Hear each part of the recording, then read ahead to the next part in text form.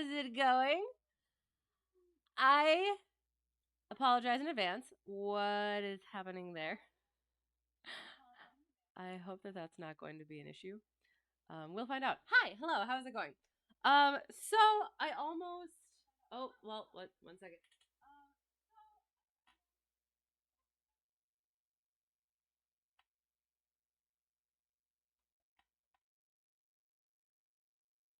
I can't tell if I can hear the music. Oh, it's the wrong thing. That's why.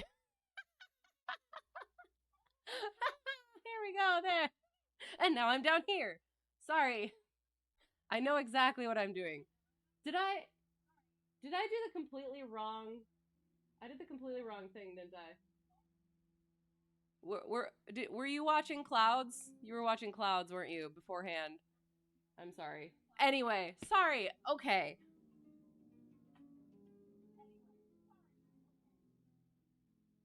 There's the music. Clearly I was super prepared for this.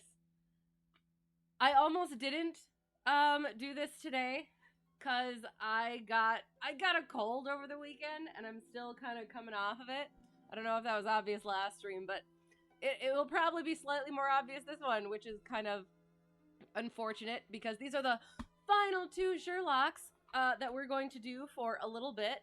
But I'm going to start probably getting a little bit busier than before. So this is what we have to do. I apologize for the disaster at the beginning, but you know what? We're gonna make it. It can only go up from here. Knock on wood. Where is the thing? There. Come on.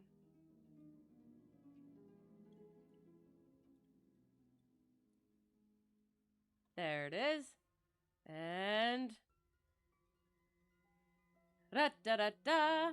All right. So, apologies for my voice. But I will hopefully, I don't know, it might sound exactly the same.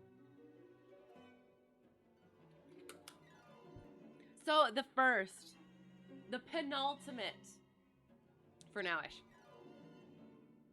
The Naval Treaty. And once again, this is the Memoirs of Sherlock Holmes. So, the Naval Treaty. The July which immediately succeeded my marriage was made memorable by 3 cases of interest, in which I had the privilege of being associated with Sherlock Holmes and of studying his methods.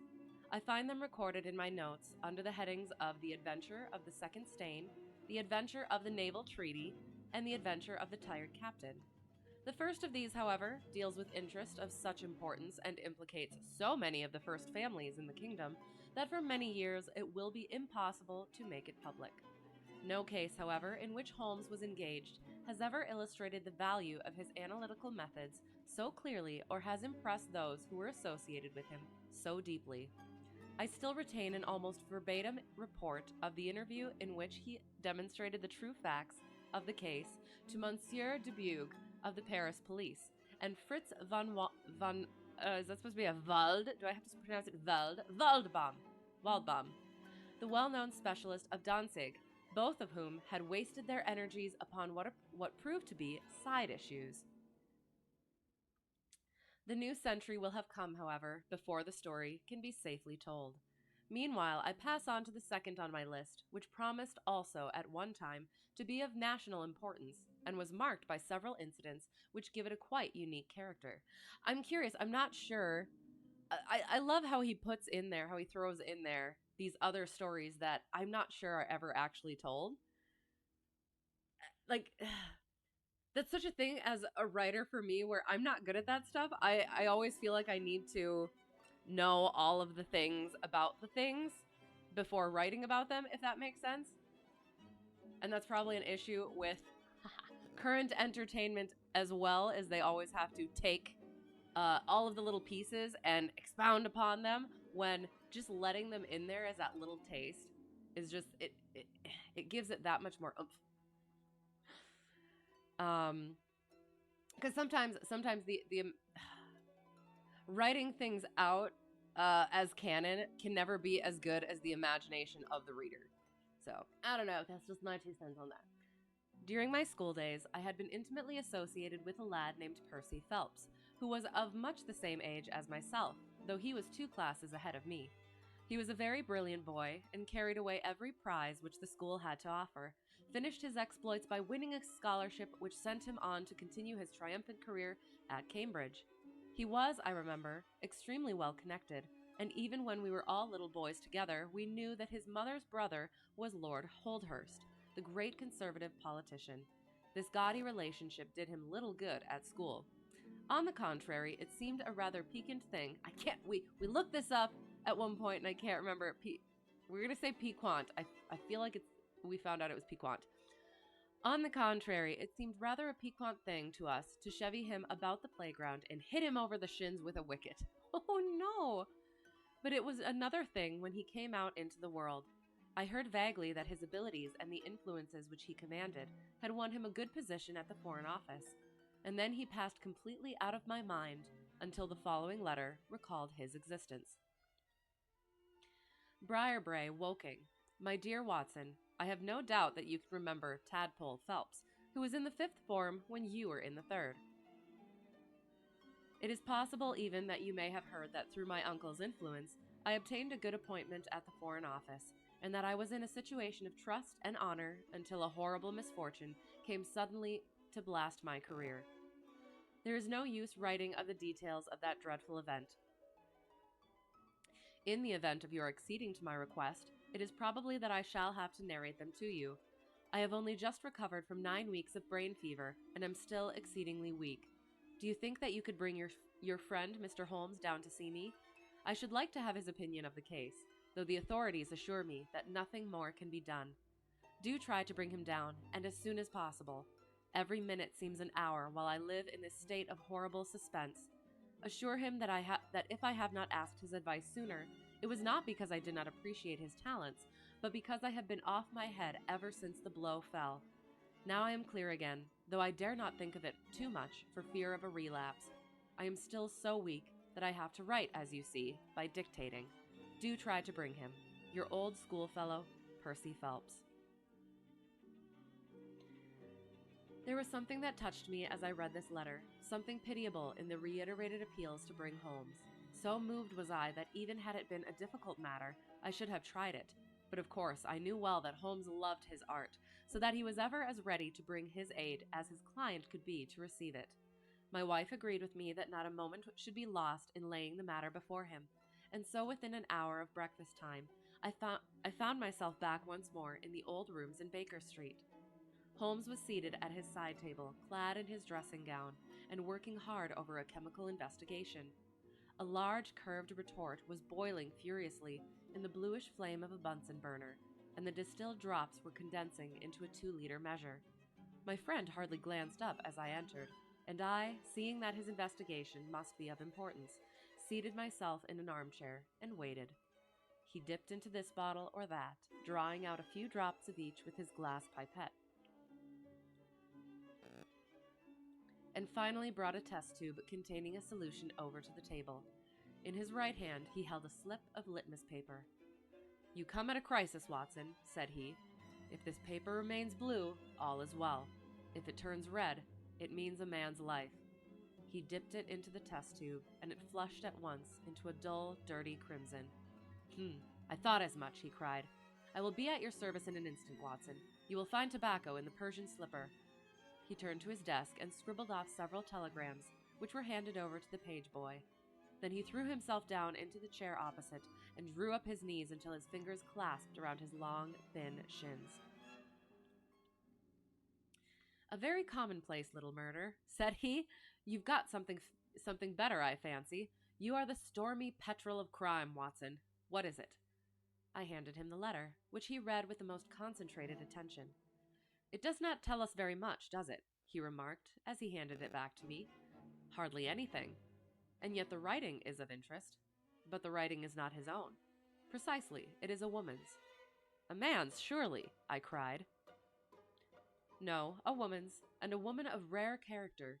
You see, at the commencement of an investigation, it is something to know that your client is in close contact with someone who, for good or evil, has an exceptional nature. My interest is already awakened in the case. If you are ready, we will start at once for Woking and see this diplomatist, who is in such evil case, and the lady to whom he dictates his letters. We were fortunate enough to catch an early train at Waterloo, and in a little under an hour we found ourselves among the fir woods and the heather of Woking. Briarbrae proved to be a large detached house standing in extensive grounds within a few minutes' walk of the station.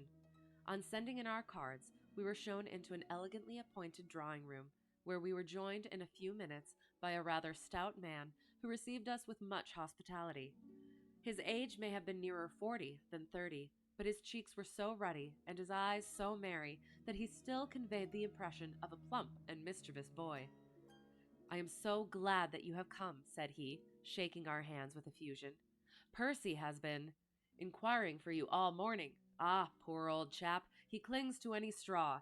His father and his mother asked me to see you, for the mere mention of the subject is very painful to them." "We have had no details yet," observed Holmes. "I perceive that you are not yourself a member of the family." Our acquaintance looked surprised, and then, glancing down, he began to laugh. "Of course you saw the J.H. monogram on my locket," said he. "For a moment I thought you had done something clever. Oh, Joseph Harrison is my name, and as Percy is to marry my sister, Annie, I shall at least be a relation by marriage. You will find my sister in his room, for she has nursed him hand and foot this 2 months back. Perhaps we'd better go in at once, for I know how impatient he is."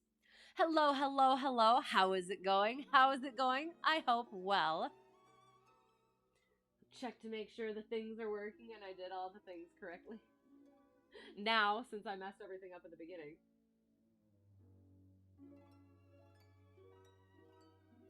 Okay. You're following him? Nice, nice.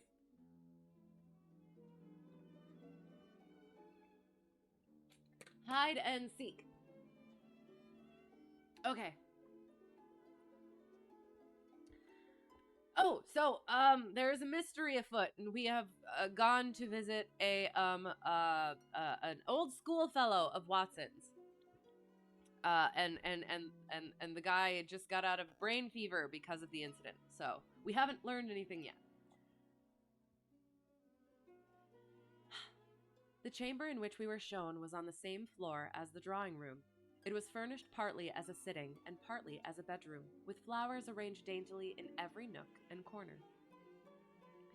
A young man, very pale and worn, was lying upon a sofa near the open window, through which came the rich scent of the garden and the balmy summer air. A woman was sitting beside him, who rose as we entered. "Shall I leave Percy?" she asked. He clutched her hand to detain her. "How are you, Watson?" said he cordially. "I should never have known you under that mustache, and I dare say you would not be prepared to swear to me. This, I presume, is your celebrated friend, Mr. Sherlock Holmes." I introduced him in a few words, and we both sat down. The stout young man had left us, but his sister still remained with her hand in that of the invalid. She was a striking-looking woman, a little short and thick for symmetry, but with a beautiful olive complexion, large, dark Italian eyes, and a wealth of deep black hair. Her rich tints made the white face of her companion the more worn and haggard by the contrast. "You're hopping on the sim soon. Nice. Do you have a plan in mind?" "That sim?" "I won't waste your time," said he, raising himself upon the sofa. "I'll plunge into the matter without further preamble. I was a happy and successful man, Mr. Holmes, and on the eve of being married, when a sudden and dreadful misfortune wrecked all my prospects in life. I was, as Watson may have told you, in the Foreign Office, and through the influences of my uncle, Lord Holdhurst, I rose rapidly to a responsible position. When my uncle became Foreign Minister in this administration, he gave me several missions of trust, and as I always brought them to a successful conclusion, he came at last to have the utmost confidence in my ability and tact. Nearly 10 weeks ago, to be more accurate, on the 23rd of May, he called me into his private room, and, after complimenting me on the good work which I had done, he informed me that he had a new commission of trust for me to execute.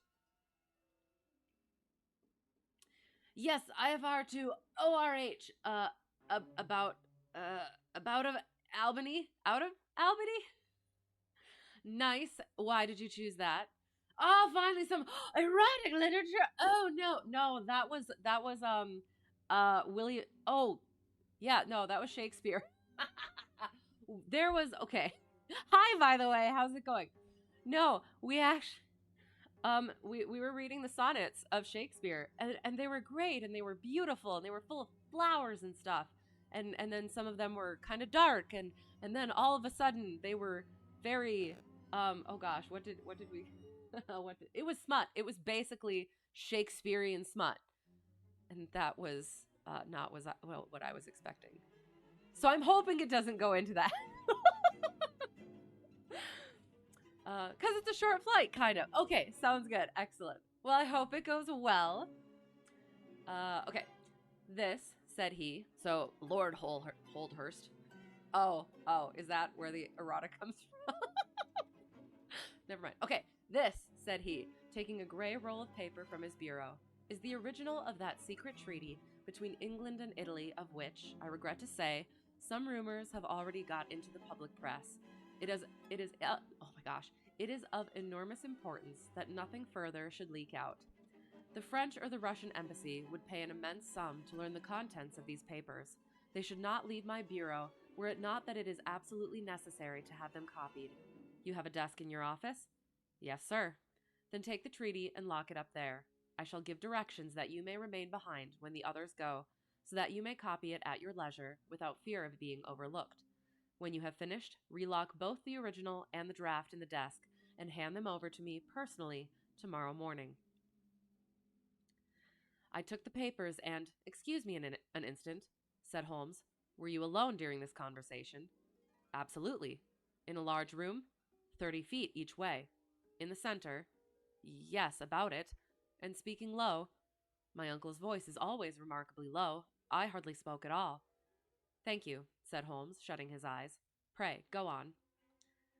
About an hour. Okay, nice. That's after you get attacked by Pepper. Fair enough. So the flight is less than an hour, but with the getting attacked, then it's an hour. Okay, got it. What do you mean? Pepper's the perfect co-pilot. There's a lot of P's. I did exactly what he indicated and waited until the other clerks had departed. One of them in my room, Charles Garrett.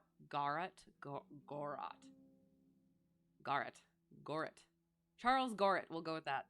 Had some arrears of work to make up, so I left him there and went out to dine. When I returned, he was gone. I was anxious to hurry my work, for I knew that Joseph, the Mr. Harrison whom you saw just now, was in town, and that he would travel down to Woking by the 11 o'clock train, and I wanted, if possible, to catch it. When I came to examine the treaty, I saw at once that it was of such importance that my uncle had been guilty of no exaggeration in what he had said. Without going into details, I may say that it defined the position of Great Britain towards the Triple Alliance, and foreshadowed the policy which this country would pursue in the event of the French fleet gaining a complete ascendancy over that of Italy in the Mediterranean. The questions treated in it were purely naval. The Naval Treaty. There's the title. At the end were the signatures of the high dignitaries who had signed it. I glanced my eyes over it, and then settled down to my task of copying. Pepper approach, paw indicator. Paw indicator! Pappy! Pepper's Pappy. I like it. Oops. Okay. It was a long document, written in the French language, and containing 26 separate articles. I copied as quickly as I could, but at 9 o'clock I had only done 9 articles, and it seemed hopeless for me to attempt to catch my train. I was feeling drowsy and stupid, partly from my dinner and also from the effects of a long day's work. A cup of coffee would clear my brain. A commissionaire remains all night in a little lodge at the foot of the stairs, and is in the habit of making coffee at his spirit lamp for any of the officials who may be working overtime. I rang the bell, therefore, to summon him. To my surprise, it was a woman who answered the summons, a large, coarse-faced, elderly woman in an apron. She explained that she was the commissionnaire's wife, who did the charing, and I gave her the order for the coffee. I wrote 2 more articles, and then, feeling more drowsy than ever, I rose and walked up and down the room to stretch my legs. My coffee had not yet come, and I wondered what was the cause of the delay. Oh, sorry. And I wondered what was the cause of the delay could be. Okay. And I wondered what the cause of the delay could be. Sorry, I couldn't let it be. Opening the door, I started down the corridor to find out. There was a straight passage, dimly lighted, which led from the room in which I had been working, and was the only exit from it. It ended in a curving staircase, with the commissionaire's lodge in the passage at the bottom. Halfway down this staircase is a small landing, with another passage running into it at right angles. This second one leads by means of a second small stair to a side door used by servants, and also as a shortcut by clerks when coming from Charles Street. Here's a rough chart of the place. Thank you. I think that I quite follow you, said Sherlock Holmes. It is of the utmost importance that you should notice this point. I went down the stairs and into the hall, where I found the commissionaire fast asleep in his box, with the kettle boiling furiously upon the spirit lamp. I took off the kettle and blew out the lamp, for the water was spurting over the floor. Then I put out my hand and was about to shake the man who was still sleeping soundly, when a bell over his head rang loudly, and he woke with a start. "Mr. Phelps, sir," said he, looking at me in bewilderment.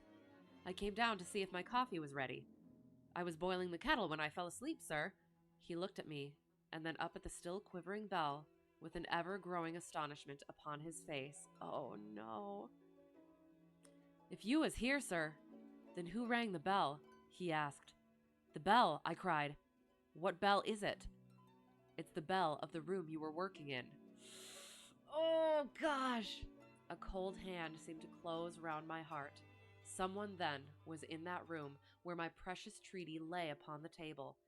I ran frantically up the stair and along the passage. There was no one in the corridors, Mr. Holmes. There was no one in the room. All was exactly as I left it, save only that the papers which had been committed to my care had been taken from the desk on which they lay. The copy was there, and the original was gone. Oh, no! Holmes sat up in his chair and rubbed his hands. I could see that the problem was entirely to his heart. "Pray, what did you do then?" he murmured. I recognized in an instant that the thief must have come up the stairs from the side door. Of course I must have met him if he had come the other way.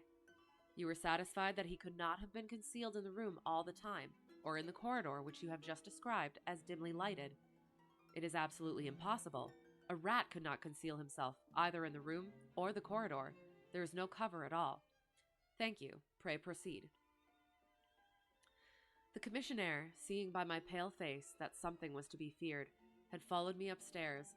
Now we both rushed along the corridor and down the steep steps which led to Charles Street. The door at the bottom was closed, but unlocked.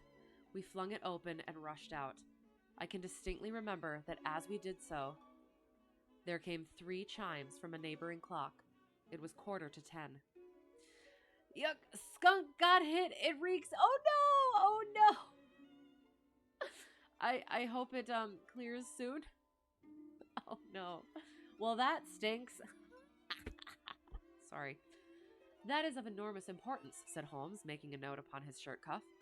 The night was very dark, and a thin, warm rain was falling. There was no one in Charles Street, but a great traffic was going on, as usual in Whitehall, at the extremity. We rushed along the pavement, bareheaded as we were, and at the far corner we found a policeman standing. "A robbery has been committed," I gasped. "A document of immense value has been stolen from the Foreign Office. Has anyone passed this way?" "I have been standing here for a quarter of an hour, sir," said he. "Only one person has passed during that time. A woman, tall and elderly, with a paisley shawl." "Ah, that is only my wife," cried the commissionaire. "Has no one else passed?" "No one." "Then it must be the other way that the thief took," cried the fellow, tugging at my sleeve.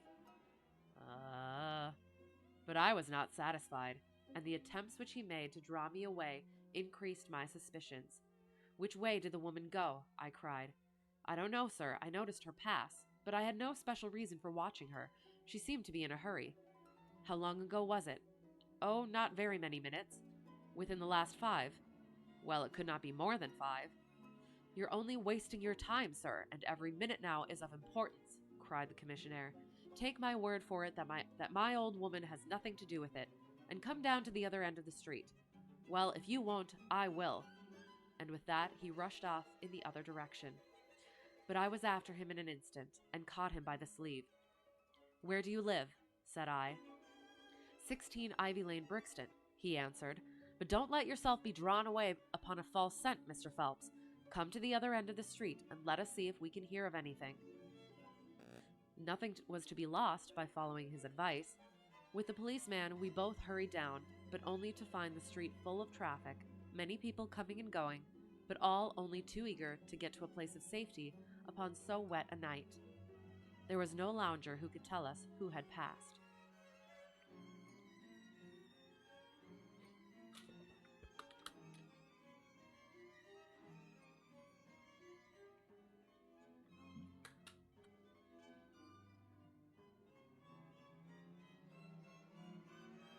Okay. Then we returned to the office and searched the stairs and the passage without result.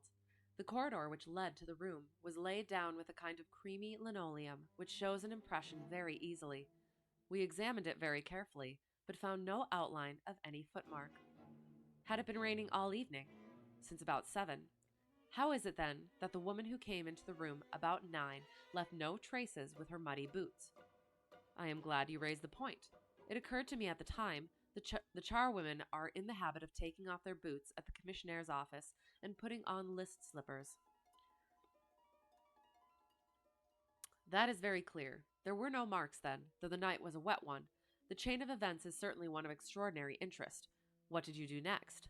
Sorry, I just want to double check. Okay. All right, sorry.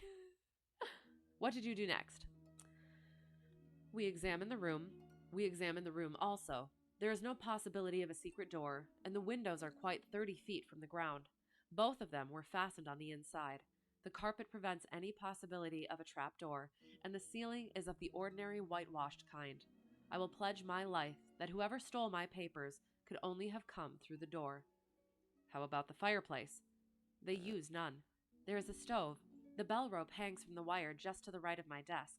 Whoever rang it must have come right up to the desk to do it. But why should any criminal wish to ring the bell? It is a most insoluble mystery. Certainly the incident was unusual. What were your next steps? You examined the room, I presume, to see if the intruder had left any traces, any cigar end or dropped glove or hairpin or other trifle? There was nothing of the sort. No smell? Well, we never thought of that. Ah, a scent of tobacco would have been worth a great deal to us in such an investigation. I never smoke myself, so I think I should have observed it if there had been any smell of tobacco. There was absolutely no clue of any kind. The only tangible fact was that the commissionnaire's wife, Mrs. Tangi was the name, had hurried out of the place. He could give no explanation save that it was about the time when the woman always went home. The policeman and I agreed that our best plan would be to seize the woman before she could get rid of the papers, presuming that she had them. The alarm had reached Scotland Yard by this time, and Mr. Forbes, the detective, came round at once and took up the case with a great deal of energy. We hired a hansom, and in half an hour we were at the address which had been given to us. A young woman opened the door, who proved to be Mrs. Tangi's eldest daughter. Her mother had not come back yet, and we were shown into the front room to wait. About 10 minutes later, a knock came at the door, and here we made the one serious mistake for which I blame myself. Instead of opening the door ourselves, we allowed the girl to do so. We heard her say, "Mother, there are 2 men in the house waiting to see you." And an instant afterwards, we heard the patter of feet rushing down the passage. Forbes flung open the door, and we both ran into the back room or kitchen, but the woman had got there before us. She stared at us with defiant eyes, and then, suddenly recognizing me, an expression of absolute astonishment came over her face. Oops. Ah! gosh darn it, come back.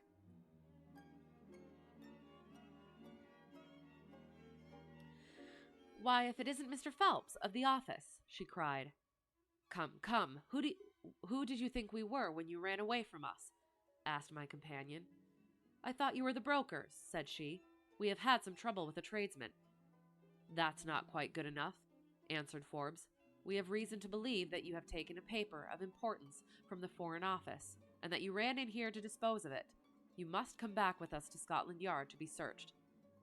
It was in vain that she protested and resisted.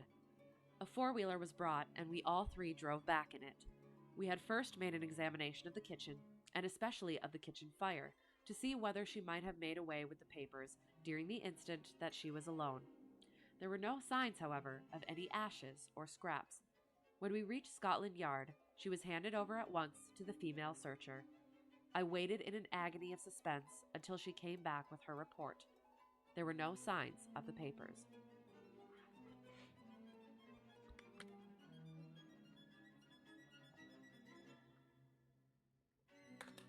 Black.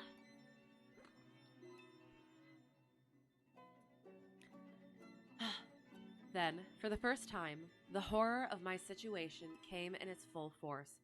Hitherto I had been acting, and action had numbed thought. I had been so confident of regaining the treaty at once that I had not dared to think of what would be the consequence if I failed to do so. But now there was nothing more to be done, and I had leisure to realize my position. It was horrible. Watson there would tell you that I was a nervous, sensitive boy at school. It is my nature. I thought of my uncle and of his colleagues in the cabinet, of the shame which I had brought upon him, upon myself, upon everyone connected with me. What though I was the victim of an extraordinary accident? No allowance is made for accidents where diplomatic interests are at stake. I was ruined, shamefully, hopelessly ruined. I don't know what I did. I fancy I must have made a scene. I have a dim recollection of a group of officials who crowded round me, endeavoring to soothe me. One of them drove down with me to Waterloo and saw me into the Woking train. I believe that he would have come all the way, had it not been that Dr. Ferrier, who lives near me, was going down by that very train. The doctor most kindly took charge of me, and it was well he did so, for I had a fit in the station, and before we reached home, I was practically a raving maniac. You can imagine the state of things here, when they were roused from their beds by the doctor's ringing and found me in this condition. Poor Annie here and my mother were broken-hearted. Dr. Ferrier had just heard enough from the detective at the station to be able to give an idea of what had happened, and his story did not mend matters. It was evident to all that I was in for a long illness, so Joseph was bundled out of this cheery bedroom, and it was turned into a sick room for me. Here I have lain, Mr. Holmes, for over 9 weeks, unconscious and raving with brain fever. If it had not been for Miss Harrison here, and for the doctor's care, I should not be speaking to you now. She has nursed me by day, and a hired nurse has looked after me by night, for in my mad fits I was capable of anything. Slowly, my reason has cleared, but it is only during the last 3 days that my memory has quite returned. Sometimes I wish that it never had. The first thing that I did was to wire to Mr. Forbes, who had the case in hand. He came out and assures me that, though everything has been done, no trace of a clue has been discovered. The commissionaire and his wife have been examined in every way, without any light being thrown upon the matter. The suspicions of the police then rested upon young Gorot, who, as you may remember, stayed overtime in the office that night. His remaining behind and his French name were really the only 2 points which could suggest suspicion. But as a matter of fact, I did not begin work until he had gone, and his people are of Huguenot extraction, but as English in sympathy and tradition as you and I are. Nothing was found to implicate him in any way, and there the matter dropped. I turn to you, Mr. Holmes, as absolutely my last hope. Help me, Obi-Wan Kenobi. If you fail me, then my honor as well as my position are forever forfeited.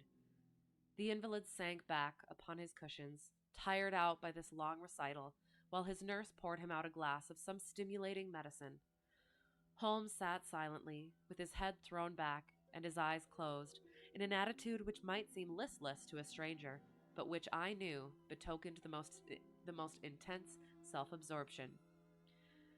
"Your statement has been so explicit," said he at last, "that you have really left me very few questions to ask.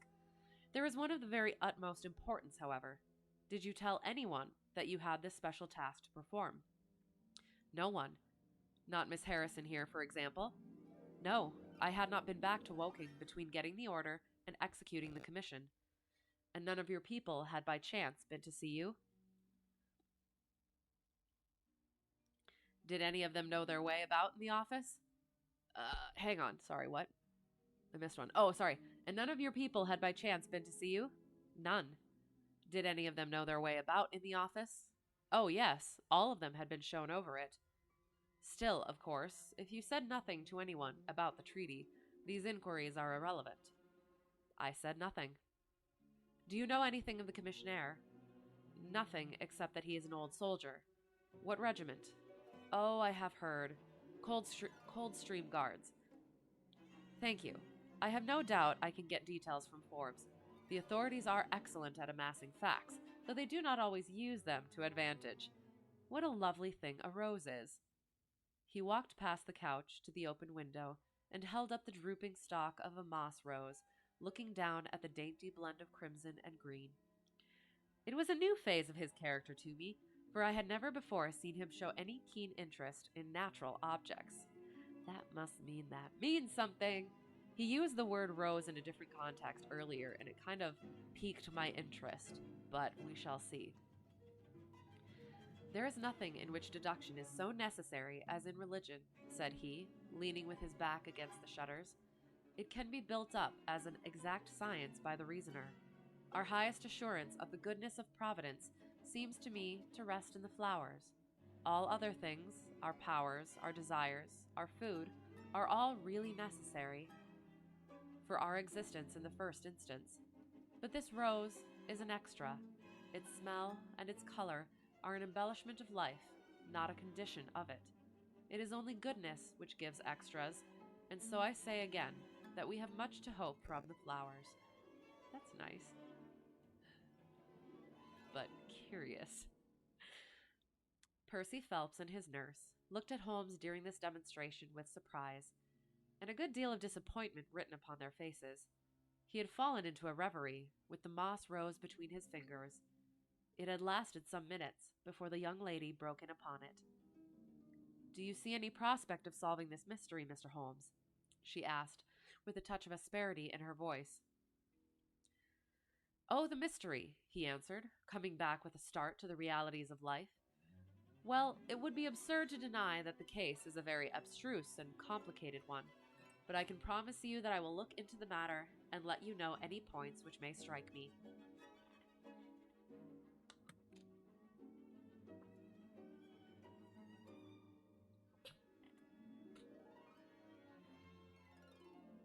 Okay. Which may strike me. "Do you see any clue?" "You have furnished me with 7, but of course I must test them before I can pronounce upon their value." "You suspect someone?" "I suspect myself." "What?" "Of coming to conclusions too rapidly." "Then go to London and test your conclusions." "Your advice is very excellent, Miss Harrison," said Holmes, rising. "I think, Watson, we cannot do better." "Do not allow yourself to indulge in false hopes, Mr. Phelps. The affair is a very tangled one." "I shall be in a fever until I see you again," cried the diplomatist. "Well, I'll come out by the same train. I'll come out by the same train tomorrow, though it's more than likely that my report will be a negative one." "God bless you for promising to come," cried our client. "It gives me fresh life to know that something is being done. By the way, I have had a letter from Lord Holdhurst." "Ha! What did he say?" "He was cold, but not harsh. I dare say my severe illness prevented him from being that. He repeated that the matter was of the utmost importance, and added that no steps would be taken about my future, by which he means, of course, my dismissal, until my health was restored and I had an opportunity of repairing my misfortune. Well, that was reasonable and considerate, said Holmes. Come, Watson, for we have a good... Is that supposed to be goody? A goody day's work? For we have a goody day's work before us in town. Mr. Joseph Harrison drove us down to the station, and we were soon whirling up in a Portsmouth train. Holmes was sunk in profound thought, and hardly opened his mouth until we had passed Clapham Junction. It's a very cheery thing to come into London by any of these lines which run high, and allow you to look down upon the houses like this. I thought he was joking, for the view was sordid enough, but he soon explained himself. Look at those big, isolated clumps of building rising up above the slates, like brick islands in a lead-colored sea. The board schools. Lighthouses, my boy. Beacons of the future. Capsules with hundreds of bright little seeds in each, out of which will spring the wise, better England of the future. I suppose that man Phelps does not drink? I should not think so. Nor should I, but we are bound to take every possibility into account. The poor devil has certainly got himself into very deep water, and it's a question whether we shall ever be able to get him ashore. What did you think of Miss Harrison? A girl of strong character. Yes, good, not goody. It is a typo in the copy. Okay, so... Oh, it does say goody. See, I can never tell. Thank you. Hi, how's it going, by the way? Because there are quite a few, like over here, it said, I'll come be train tomorrow. I don't think you will be a train. I'll come out, be the same train. So it is a goody day. The only thing I can think of is like, there was in olden times, you would call a woman, I'm not sure what kind of a woman, goody something. And it was something to do with the I remember it from like the Salem witch trial books, I think. Yeah, that thing. So, hello, how is it going? Going good. Always enjoy story time. Yes, it is. I'm excited. This is the penultimate story for a little while, because it's the end of the memoirs. So it's this one and then another one, and then yes, we will be setting it aside for a little while. But yeah, good, excellent. I am well. I don't know if it's coming across. I do have a little bit of a cold, so I apologize for that. But yeah, otherwise things are good. Busy, gonna get probably busier, so we shall see. It's fine. Okay, thank you. I considered not doing it tonight because of it, but like I said, I'm gonna start getting busier, so wanted to make sure I got it done. So, all right, we shall continue. Thank you. I appreciate it. For we would have and that's why I'm thinking, if we have a goody day's work before us in town, I do think that it was like Goody and then the last name, like Goody Smith or Goody Jones. I think it was like a worker woman or like a midwife or something like that. So maybe that's what it means. I could be absolutely wrong though, so don't take anything. Yes, for good wife. Okay. We figured out the mystery. Thank you. All right, that makes sense. Okay.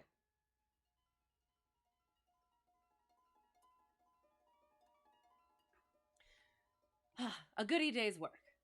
And Miss Harrison was a girl of strong character. Yes, but she is a good sort, or I am mistaken. She and her brother are the only children of an ironmaster somewhere up Northumberland way. He got engaged to her when traveling last winter, and she came down to be introduced to his people, with her brother as escort. Then came the smash, and she stayed on to nurse her lover, while brother Joseph, finding himself pretty snug, stayed on too. I've been making a few independent inquiries, you see, but today must be a day of inquiries. My practice, I began. Oh, if you find your own cases more interesting than mine, said Holmes with some asperity. I was going to say that my practice could get along very well for a day or two, since it is the slackest time in the year.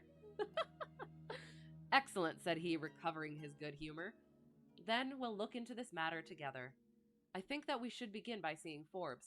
He can probably tell us all the details we want until we know from what side the case is to be approached. You said you had a clue. Well, we have several, but we can only test their value by further inquiry. The most difficult crime to track is the one which is purposeless. Now, this is not purposeless. Who is it who profits by it? There is the French ambassador, there is the Russian, there is whoever might sell it to either of these, and there is Lord Holdhurst. Lord Holdhurst? Well, it is just conceivable that a statesman might find himself in a position where he was not sorry to have such a document accidentally destroyed. Not a statesman with the honorable record of Lord Holdhurst. It is a possibility, and we cannot afford to disregard it. We shall see the noble lord today and find out if he can tell us anything. Meanwhile, I have already set inquiries on foot. Already? Yes, I sent wires from Woking Station to every evening paper in London.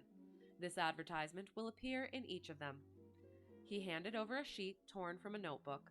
On it was scribbled in pencil, £10, I think that's the pound, £10 reward, the number of the cab which dropped a fare at or about the door of the Foreign Office in Charles Street at 9:45 in the evening of May 23rd. Apply 221B Baker Street. You are confident that the thief came in a cab? If not, there is no harm done. But if Mr. Phelps is correct in stating that there is no hiding place either in the room or the corridors, then the person must have come from outside. If he came from outside on so wet a night, and yet left no trace of damp upon the linoleum, which was examined within a few minutes of his passing, then it is exceeding probable, it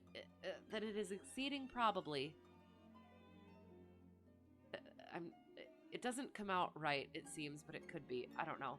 Then it is exceeding probably that he came in a cab. Yes, I think that we may safely deduce a cab. It sounds plausible. Been flying lately? Yes, I did. I was able to have a lesson. And it went all right. We worked on ground reference maneuvers and me trying to teach them. Him teaching me how to teach them and then me trying to teach after that. And yeah, it was okay.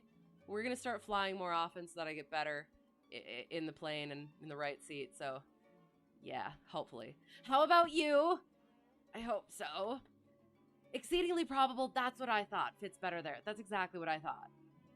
That it is exceedingly probable. Yeah, that's what I thought. Or like, an is exceeding probability or something. But yeah. I don't know. I don't know. We'll try. You know what? I can't let it lie. Then it is exceedingly, god dang it. Then it is exceedingly probable that he came in a cab. Yes, I think that we may safely deduce a cab. It sounds plausible. That is one of the clues of which I spoke. It may lead us to something. And then, of course, there is the bell, which is the most distinctive feature of the case. Why should the bell ring? Right. Was it the thief who did it out of bravado? Or was it someone who was with the thief who did it in order to prevent the crime? Or was it an accident? Or was it? He sank back into the state of intense and silent thought from which he had emerged. But it seemed to me, accustomed as I was to his every mood, that some new possibility had dawned suddenly upon him. Oh, God, I love that stuff. Darn dog caught me. Are you surprised, though? It was only a matter of time. Not lately. Okay, but just check the weather for this weekend. So if it holds, you might go. Excellent. Because have you done your biannual yet? Do you still have to do that? I actually have to get my my IFR currency. I have to get that by the end of September, I found out. So that'll be yay. Have to get that done as well. Some new possibility. I love this. Sorry. It was 3:20 when we reached our terminus, and after a hasty luncheon at the buffet, we pushed on at once to Scotland Yard. Holmes had already wired to Forbes, and we found him waiting to receive us. A small, foxy man with a sharp, but by no means amiable, expression. He was decidedly frigid in his manner to us, especially when he heard the errand upon which we had come. "I've heard of your methods before now, Mr. Holmes," said he tartly. "You are ready enough to use all the information that the police can lay at your disposal, and then you try to finish the case yourself and bring discredit on them.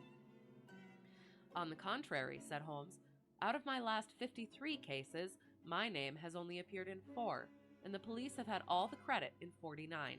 I don't blame you for not knowing this, for you are young and inexperienced.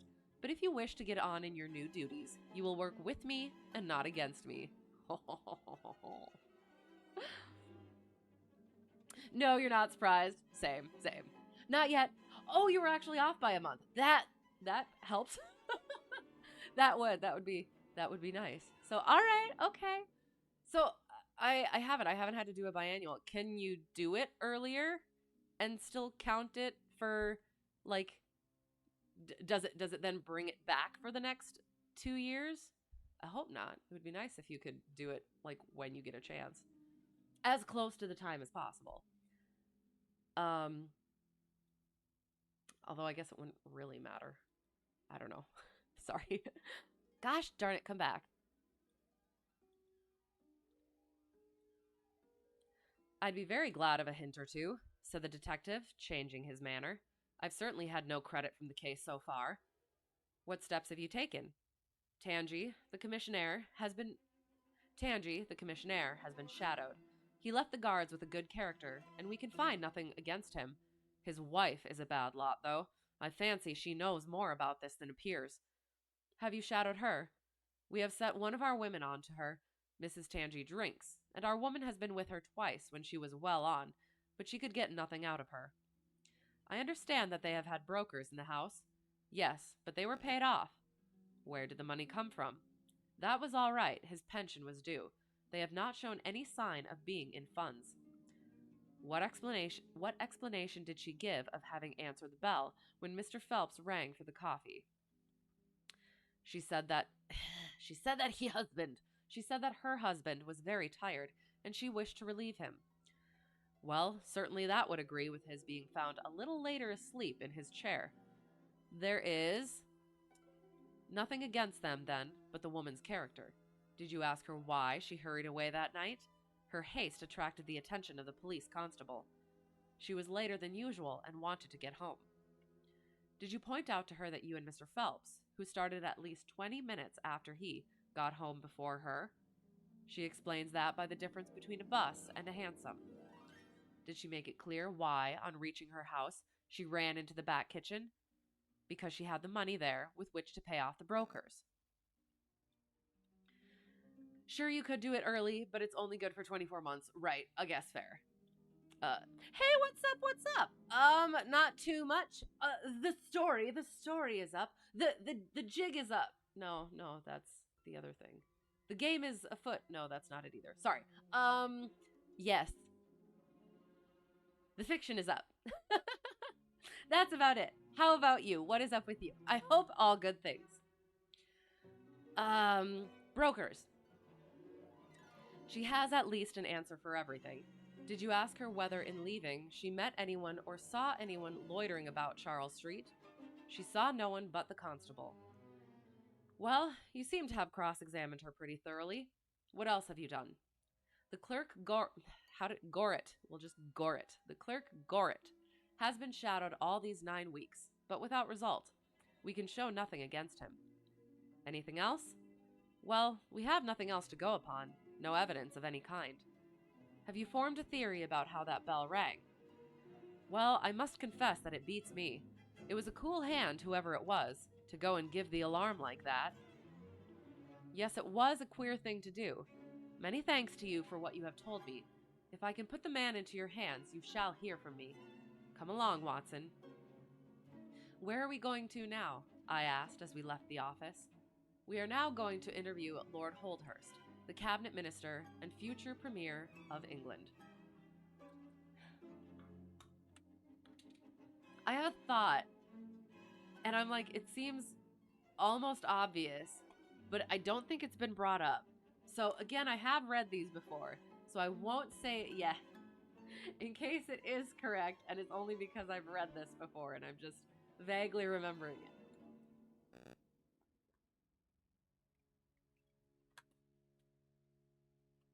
Ooh, you got to weld for the first time. Okay, did good on your practice part. And then blew a hole in your project. No. Yes, what type of welding? What are you working on? That's super cool. Sorry about your project, though. Just want to be like, can't you weld it back together? Oxyacetylene. Yes, I understand completely. Oh no, you're having a me moment. Why are you having a me moment? What kind of a me moment? Um, so, um, so yeah, what kind of project beyond oxyacetylene? Acetylene? Because otherwise, I don't understand. Sorry. Um. Oh, sorry. Okay. We were fortunate in finding that Lord Holdhurst was still in his chambers in Downing Street, and on Holmes sending in his card, we were instantly shown up. The statesman received us with that old-fashioned courtesy for which he is remarkable, and seated us on the two luxuriant lounges on either side of the fireplace. Standing on the rug between us, with his slight, tall figure, his sharp features, thoughtful face, and curling hair, prematurely tinged with gray, he seemed to represent that not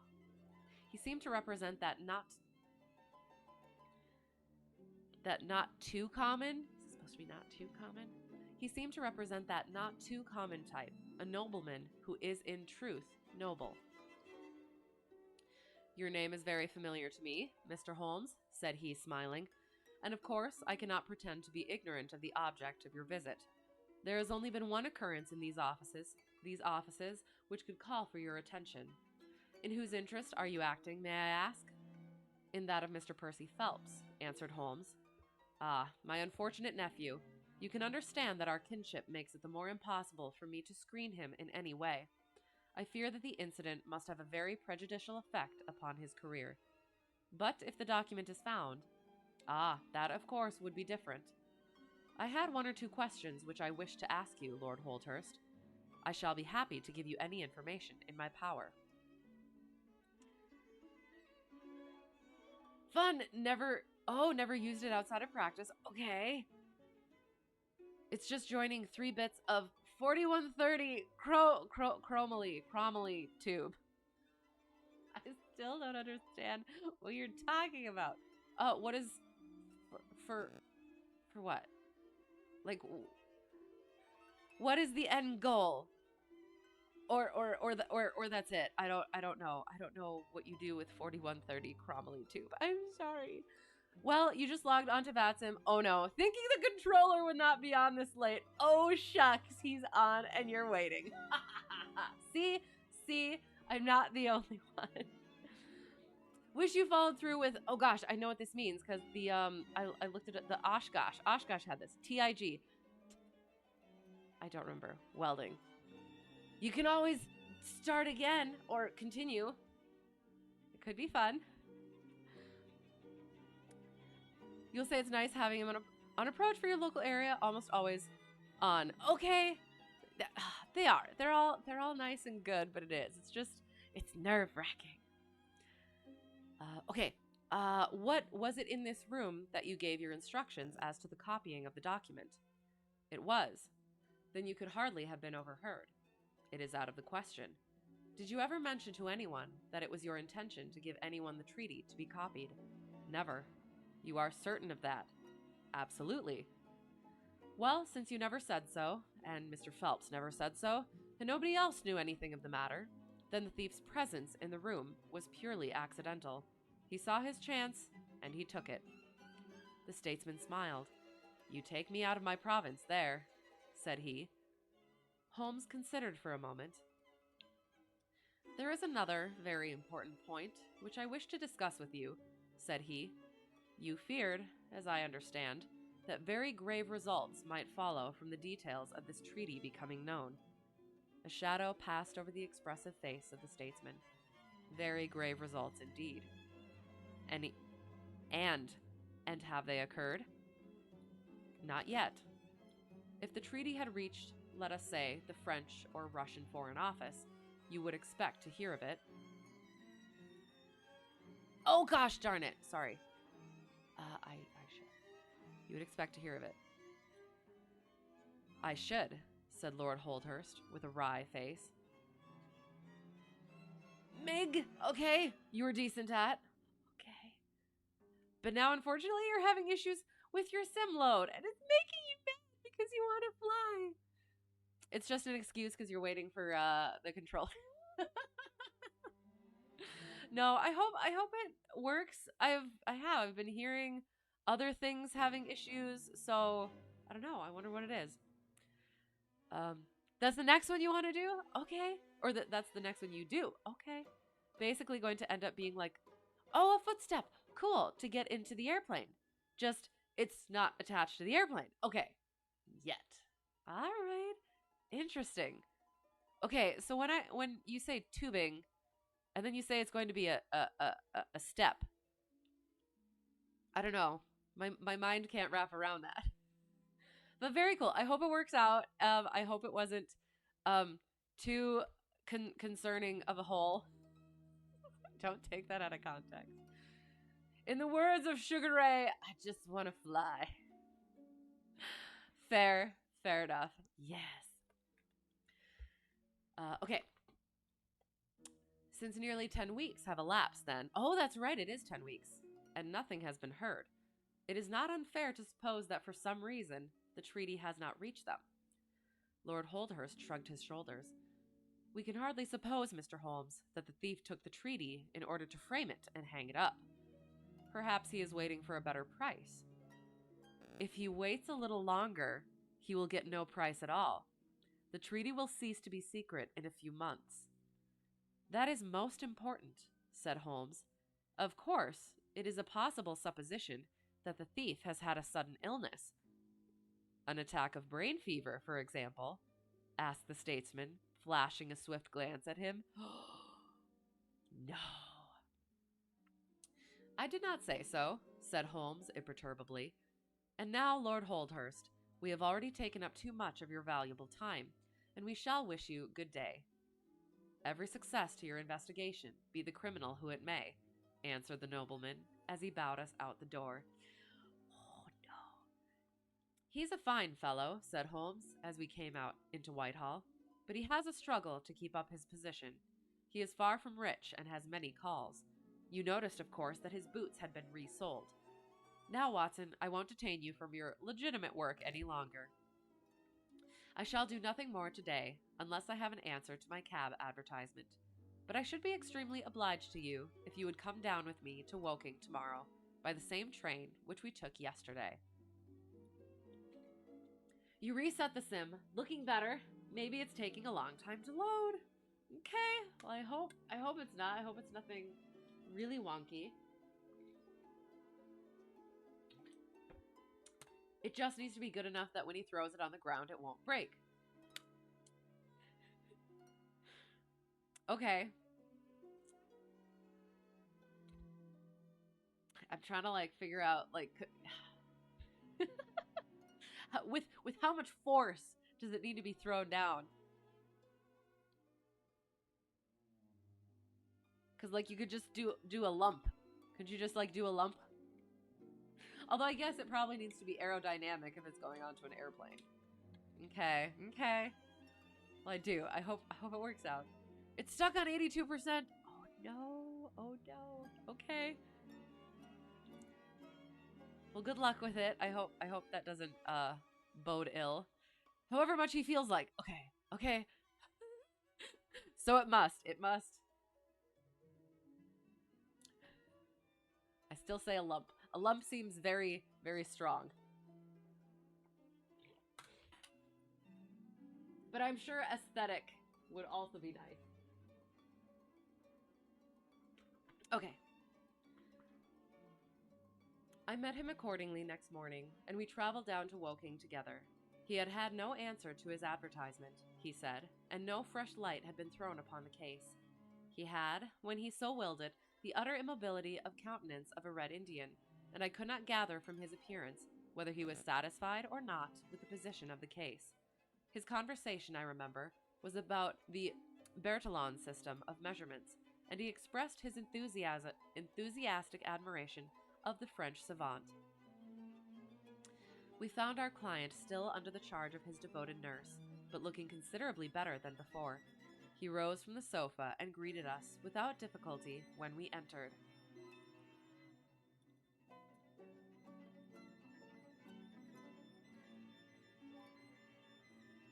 "Any news?" he asked eagerly. "My report, as I expected, is a negative one," said Holmes.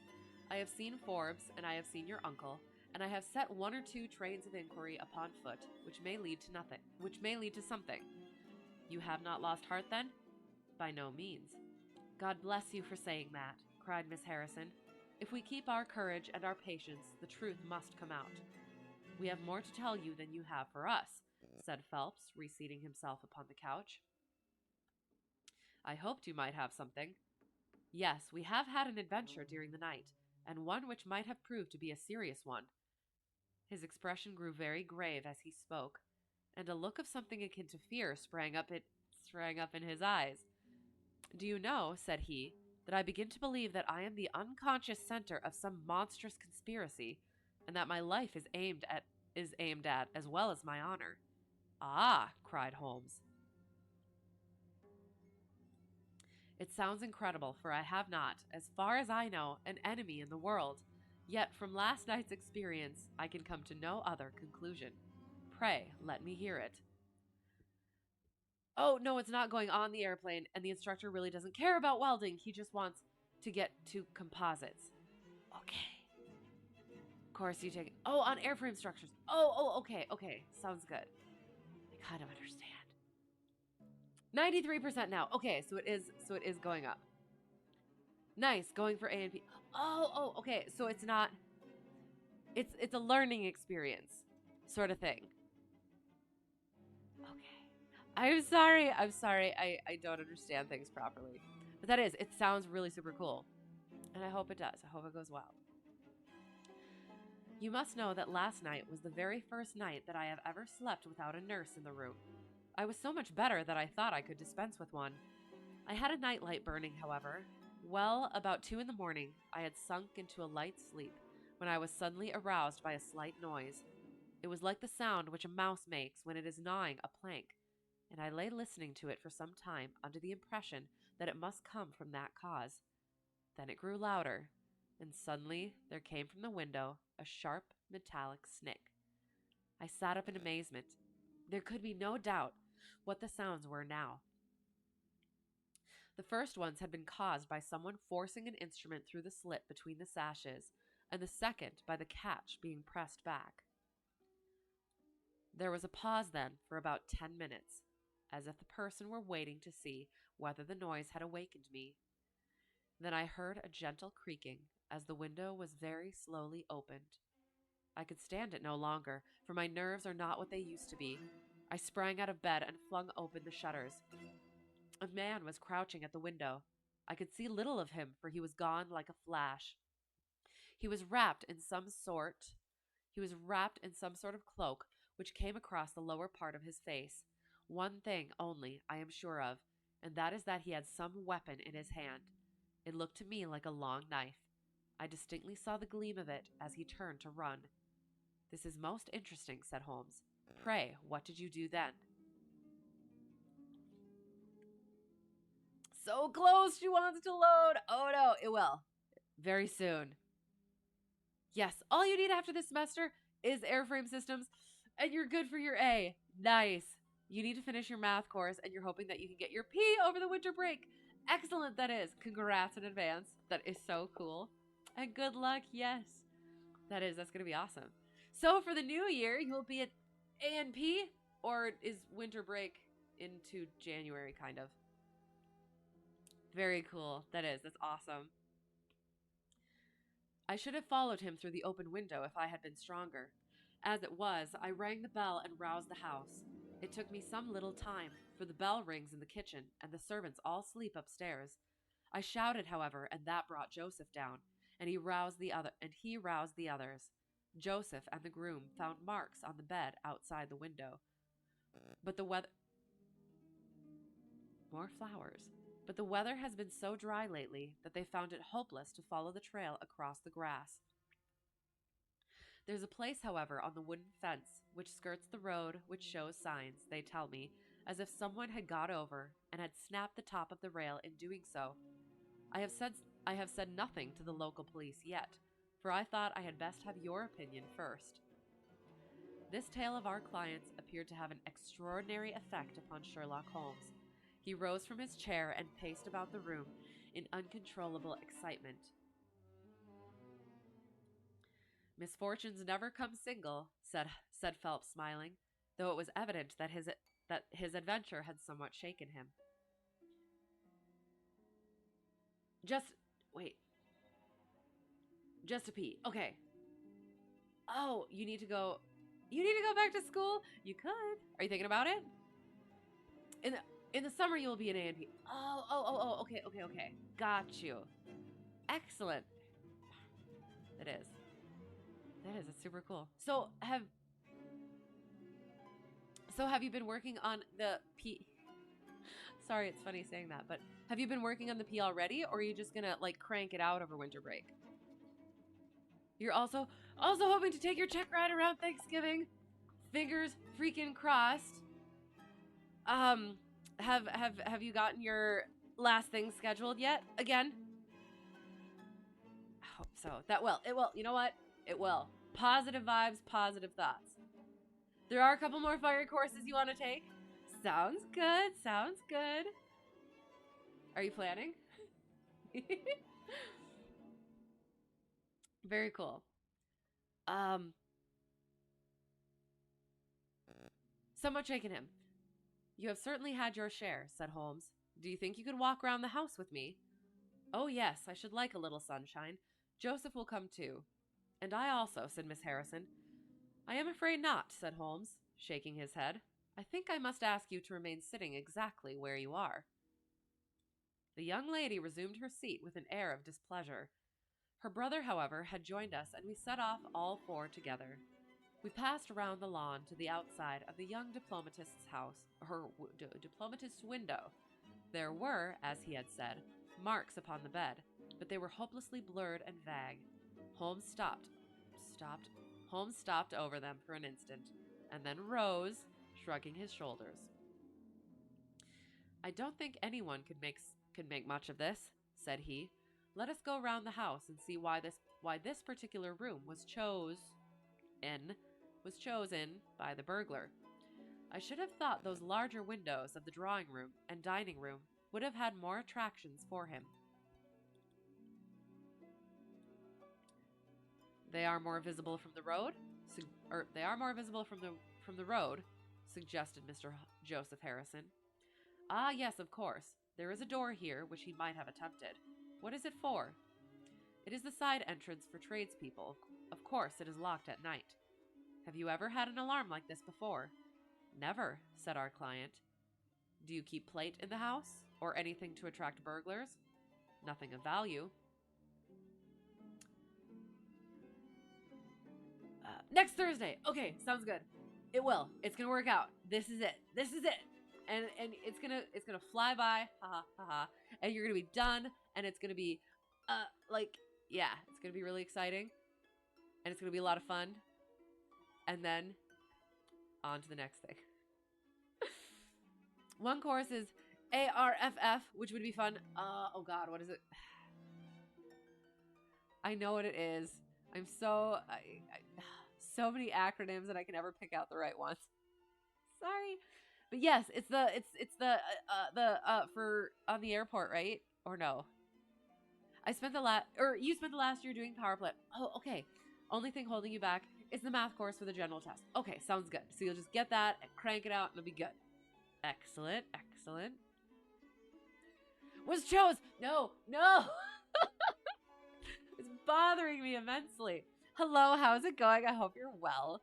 I do, and it's such an aesthetic version, but then all those little bitty typos, just Yeah, but you'd have to, pay for it out of pocket. Fair enough. It's been in for the past 3 years.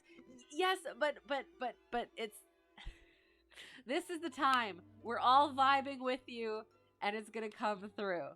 Aircraft rescue and firefighting. Yes, okay, thank you. I'm sorry. Brain is mush, as always. But yes, that would be absolutely cool. But yes, it making it work with everything else too. That is also fair.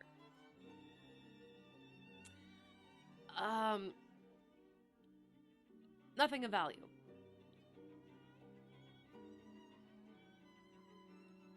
Holmes strolled round the house with his hands in his pockets and a negligent air which was unusual with him. By the way, said he to Joseph Harrison, you found some place, I understand, where the fellow scaled the fence. Let us have a look at that. The plump young man led us to a spot where the top of one of the wooden rails had been cracked. A small fragment of the wood was hanging down. Holmes pulled it off and examined it critically. Do you think that was done last night? It looks rather old, does it not? Well, possibly so. There are no marks of anyone jumping down upon the other side. No, I fancy we shall get no help here. Let us go back to the bedroom and talk the matter over. Hiya, how's it going? Just joining. Haven't seen my content since that wasn't flying before. Yes, okay. Trying to acclimate. Am I reading the pages as displayed or summarizing? I am reading as displayed. Yes. We are doing book club together. Trying to read captions and what is on screen at the same time.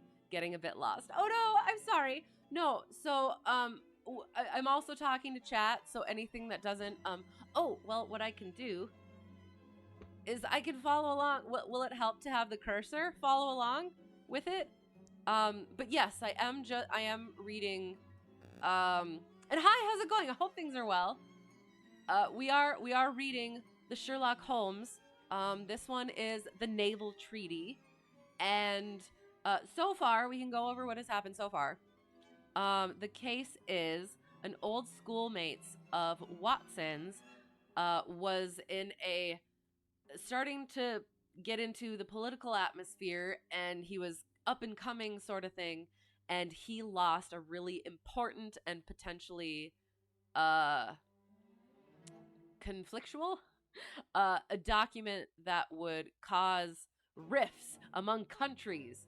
So they're trying to figure out how somebody got into that office and made off with the documents, as well as find the documents. And then the guy who lost it, who is Percy Phelps,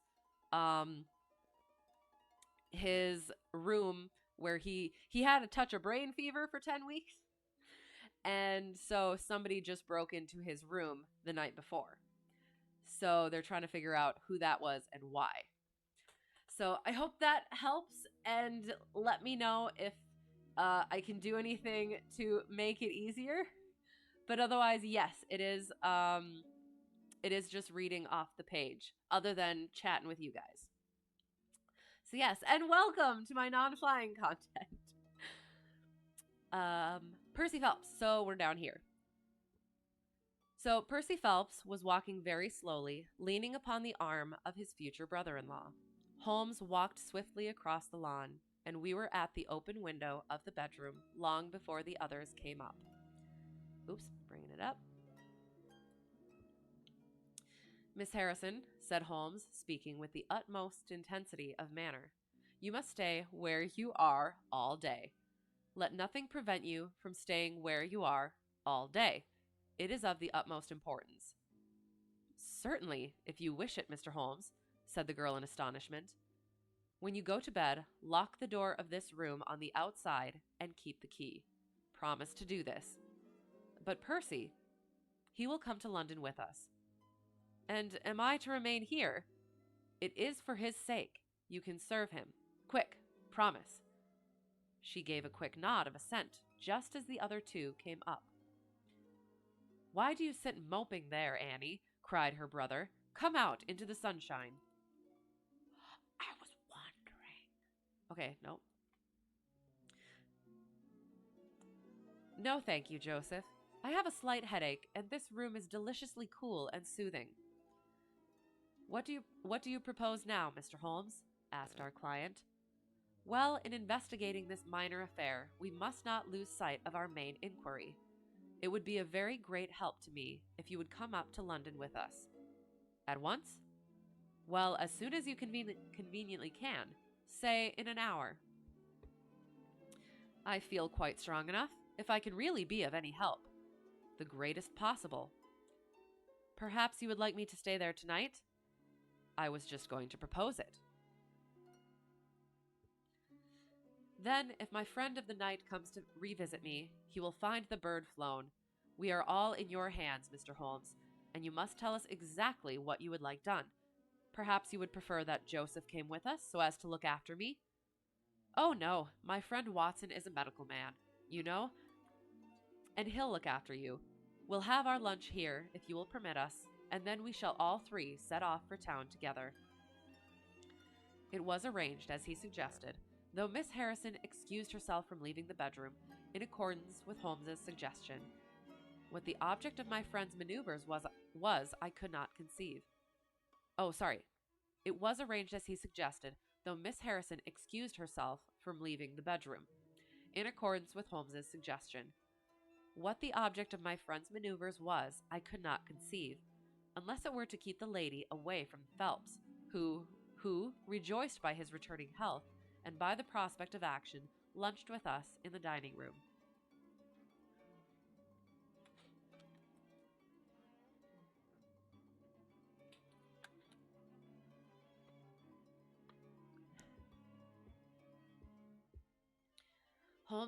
Holmes had still more startling surprises. Holmes had still more startling surprises for us. However, for, after accompanying us down to the station and seeing us into our carriage, he calmly announced that he had no intention of leaving Woking. There are one or two small points which I should desire to clear up before I go, said he. Your absence, Mr. Phelps, will in some ways rather assist me. Watson, when you reach London, you would oblige me by driving at once to Baker Street with our friend here, and remaining with him until I see you again. It is fortunate that you are old schoolfellows, as you must have much to talk over. Mr. Phelps can have the spare bedroom tonight, and I will be with you in time for breakfast, for there is a train which will take me into Waterloo at 8. No worries, just trying to make sure you follow. It's your own fault. You read ahead, and then look at the captions, and when they don't agree, you need to look back at the captions. Okay, just weird. Right. Moving the mouse cursor to the lines helps tremendously. Sounds good. Excellent. I'm glad. Thank you. Yes, absolutely. I'm happy to help. Have I flown anywhere fun yet? Honestly, it's been just training recently. I have flown into fun places before, but like right now I'm focused on the training. But yeah, I would like to. I would like to go somewhere fun again soon. I'd like to have a fun flight at some point, but we'll see. I really want to get through CFI, but yeah, we will. We'll see. It might help. It might help to do a fun flight at some point, but I don't know. I do have to get comfortable doing the right seat so that I can do it right seat, because that would at least be productive as well. So I don't know. We'll see. I would ask you, is there somewhere fun that you remember specifically? I mean, you don't have to tell what it is specifically. Just general, or somewhere that you are looking at next. But yes, again, don't dox yourself at all. But yeah, one of the ones that I flew into, my instructor and I went and flew into a grass strip, and it was a wider grass strip than I was used to, and I wasn't sure where I was supposed to land, so I just like landed in the middle. But I wasn't sure if you're supposed to like land on the side and like taxi on the other side. But yeah, I don't know. And then we walked to a little place and did lunch, and then flew off again. But yeah, practice right seating, so that was good. Been wanting to fly to a farm for a while. If you time it right, you might pick up a pumpkin for fall. That would be amazing. You definitely should. That sounds like so much fun. And what do you mean fly to a farm? So like fly to an airport near a farm or like a farm that also has an airstrip? Either way, that would be so much fun. It is. It is fall. So excited. It would be an out of state flight. Oh, okay, sounds good. Excellent. That would be so much fun. I hope you do. They have an airstrip. Okay, excellent. Oh, that would. That's the best way to go pumpkin picking. By plane. Oh, yes. I like that idea. I hope you do. I hope you get to go out and do that. Were we but how about yes? But how about the our investigation in London? Was that oops where we were at? Which will take me to Waterloo at 8. Okay, sorry. Back. But how about our investigation in London? Asked Phelps ruefully. We can do that tomorrow. I think that just at present I can be of more immediate use here. You might tell them at Briarbrae that I hope to be back tomorrow night, cried Phelps, as we began to move from the platform. I hardly expect to go back to Briarbrae, answered Holmes, and waved his hand to us cheerily as we shot out from the station. Phelps and I talked it over on our journey, but neither of us could devise a satisfactory reason for this new development. I suppose he wants to find out some clue as to the burglary last night, if a burglar it was. For myself, I don't believe it was an ordinary thief. What is your own idea, then? Upon my word, you may put it down to my weak nerves or not, but I believe there is some deep political intrigue going on around me, and that for some reason that passes my understanding, my life is aimed at by the conspirators. It sounds high-flown and absurd, but consider the facts.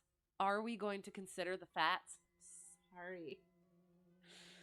It sounds high-flown and absurd, but consider the facts.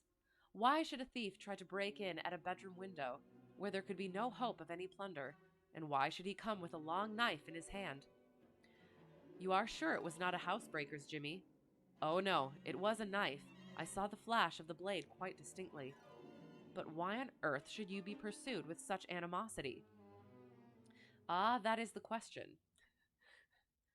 Very Shakespearean. Well, if Holmes takes the same view, that would account for his action, would it not? Presuming that your theory is correct, if he can lay his hands upon the man who threatened you last night, he will have gone a long way towards finding who took the Naval Treaty. It is absurd to suppose that you have two enemies, one of whom robs you, while the other threatens your life. But Holmes said that he was not going to Briarbrae. I have known him for some time, said I, but I never knew him do anything yet without a very good reason. And with that, our conversation drifted off onto other topics. Oh, they sell other stuff too, right? So it's been on your radar for a while. That sounds really awesome.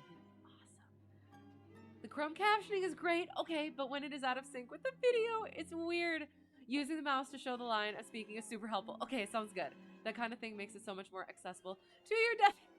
Okay, I'm glad that helps. I kind of don't do it quite at the same time, but I guess it doesn't have to be like quite at the same time. Because I'll like anticipate it and like go to the next line as I'm finishing off the other line, or I'll like continue on to the next line and be like, oh gosh, I have to move it. So I apologize for that, but yeah, I'm doing my best, and I'm glad that it is helpful. You'll send me the link. Sounds good. Excellent. That would be fun. Thank you for the follow. Okay. Do I say XI Delta IX or just Delta with pizzazz? Thank you for the follow. I appreciate it. Thank you for putting up with my shenanigans. Is it possible that someone could answer a history question for you regarding mercantilism? Maybe. I don't know. You can try it. Just Delta. Okay, sounds good. But there is pizzazz. So I feel like pizzazz. But you said just Delta, so I will go with Delta. All right. Your deaf idea of same time is different from mine.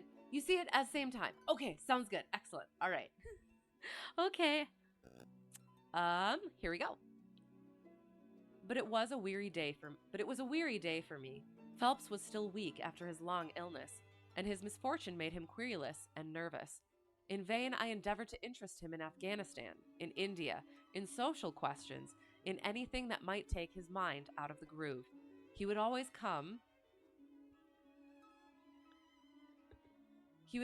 back to his lost treaty, wondering, guessing, speculating as to what Holmes was doing, what steps Lord Holdhurst was taking, what news we should have in the morning. As the evening wore on, his excitement became quite painful. "You have implicit faith in Holmes?" he asked.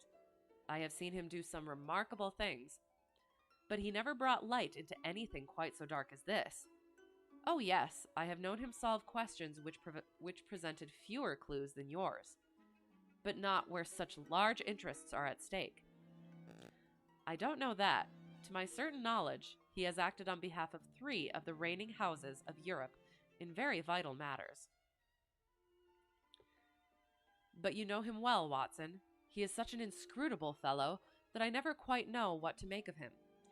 Do you think he is hopeful? Do you think he expects to make a success of it?" "He has said nothing." "That is a bad sign." "On the contrary, I have noticed that when he is off the trail, he generally says so. It is when he is on a scent and is not quite absolutely sure yet that it is the right one that he is most taciturn. Now, my dear fellow, we can't help matters by making ourselves nervous about them, so let me implore you to go to bed, and so be fresh for whatever may await us tomorrow." The simple fact that I'm moving the mouse along the lines is so helpful against reading the Chrome auto captions. Good, I hope so. I am. I'm so glad. And I thought about this. Are they actually going well, the auto captions? Because I thought I don't know if you heard. I have a cold right now. So I don't know if that wreaks havoc with the auto captions at all. But I hope not. Wish more people would try it, turn on captions, turn on the sound, and see just how accessible their content is. Excellent. I'm glad that it is, because I've seen other things where it's not so good, where it ends up sounding strange, or like not saying quite the right thing. So I'm glad that it's gotten to a better point, where it's working out well. Excellent. I was able at last to persuade my companion to take my advice, though I knew from his excited manner that there was not much hope of sleep for him. Indeed, his mood was infectious, for I lay tossing half the night myself, brooding over this strange problem, and inventing 100 theories, each of which was more impossible than the last. Why had Holmes remained in Woking? Why had he asked Miss Harrison to remain in the sick room all day? Why had he been so careful not to inform the people at Briarbrae that he intended to remain near them? I cudgeled my brains until I fell asleep in the endeavor to find some explanation which would cover all these facts. It was 7 o'clock when I woke, and I set off at once for Phelps's room, to find him haggard and spent after a sleepless night. His first question was whether Holmes had arrived yet. "He'll be here when he promised," said I, "and not an instant sooner or later." And my words were true, for shortly after 8, a hansom dashed up to the door, and our friend got out of it. Standing in the window, we saw that his left hand was swathed in a bandage, and that his face was very grim and pale. He entered the house, but it was some little time before he came upstairs. "He looks like a beaten man," cried Phelps. I was forced to confess that he was right. "After all," said I, "the clue of the matter lies probably here in town." Phelps gave a groan. "I don't know how it is," said he, "but I had hoped for so much from his return. But surely his hand was not tied up like that yesterday. What can be the matter?" "You are not wounded, Holmes?" I asked, as my friend entered the room. "Tut, it is only a scratch through my own clumsiness. 'Tis but a scratch." He answered, nodding his good mornings to us. "This case of yours, Mr. Phelps, is certainly one of the darkest which I have ever investigated. I feared that you would find it beyond you. It has been a most remarkable experience." "That bandage tells of adventures," said I. "Won't you tell us what has happened?" After breakfast, my dear Watson, remember that I have breathed 30 miles of Surrey air this morning. I suppose that there has been no answer from my cabman advertisement. Well, well, we cannot expect a score every time. He is coming back to that cab advertisement, quite a bit. Colds definitely don't show on the captions. Okay, good. Mispronouncing due to colds does. Right, but Chrome is very, very good about accents. Fair, so very rarely loses due to colds. Okay, excellent. I'm glad. I am. I'm glad that that doesn't make it an issue then. Okay. The table was all laid, and just as I was about to ring, Mrs. Hudson entered with the tea and coffee. A few minutes later, she brought in 3 covers, and we all drew up to the table. Holmes ravenous, I curious, and Phelps in the gloomiest state of depression. Mrs. Hudson has risen to the occasion, said Holmes, uncovering a dish of curried chicken. Her cuisine is a little limited, but she has as good an idea of breakfast as a Scotchwoman. What have you here, Watson? Ham and eggs, I answered. Good. What are you going to take, Mr. Phelps? Curried fowl or eggs? Or will you help yourself? Thank you. I can eat nothing, said Phelps. Oh, come, try the dish before you. Thank you. I would really rather not. Well, then, said Holmes, with a mischievous twinkle, I suppose that you have no objection to helping me. Phelps raised the cover, and as he did so, he uttered a scream and sat there staring with a face as white as the plate upon which he looked. Across...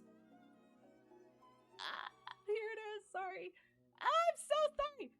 Here, God dang it, sorry, hang on. Across, that's where we were. Across the center of it was lying a little cylinder of blue-gray paper. He caught it up, devoured it with his eyes, and then danced madly about the room, passing it to his bosom and shrieking out in his delight. Then he fell back into an armchair, so limp and exhausted with his own emotions that we had to pour brandy down his throat to keep him from fainting. There, there, said Holmes, soothing, patting him upon the shoulder. It was too bad to spring it on you like this, but Watson here will tell you that I never can resist a touch of the dramatic. Phelps seized his hand and kissed it. God bless you, he cried. You have saved my honor. Well, my own was at stake, you know, said Holmes. I assure you it is just as hateful to me to fail in a case as it can be to you to blunder over a commission. What is Heidi's favorite breakfast? Oh gosh. Okay, here's the thing. I intermittent fast, so I don't often eat breakfast, but I really like eggs in purgatory.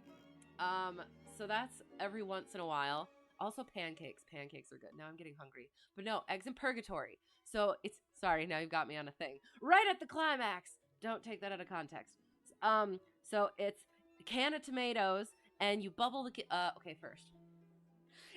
It's very Italian. It's garlic, and it's red chili flakes, and salt and pepper, and Italian seasoning, and Parmesan cheese, and you boil, kind of, you bubble, can of tomatoes, and then you crack eggs into it, and you cook the eggs in the tomatoes, and then you toast, and then you eat it, and it's delicious. Yeah. And now I'm hungry. What about you all? What are your favorite breakfasts? Okay, well, I'm sorry. You didn't know what you were getting into with that question. Hi, how's it going, by the way? Corned beef hash would probably be your favorite. Yum. Oh, I am. Now you're getting me all hungry. Oh, yeah, but definitely. Oh, French toast though. French toast though too. French toast with cream cheese, and then like it's strawberries. It's like frozen strawberries, but then you add stuff to it, and then you like boil it, and it makes it like a hot dressing thing. Oh, it's so good. I should make that again. Biscuits and gravy are good too. Yes, definitely. But I'm trying to think. They need to be not like too dry of biscuits, I assume, and like the right kind of gravy. Because I think, sorry, I think any breakfast you can do poorly, but I just think like when I think biscuits and gravy, I don't think I've ever made it for myself. So I've only ever had it at like hotels or like when they've been like sitting out in a buffet. So yeah, now I need to make some biscuits and gravy.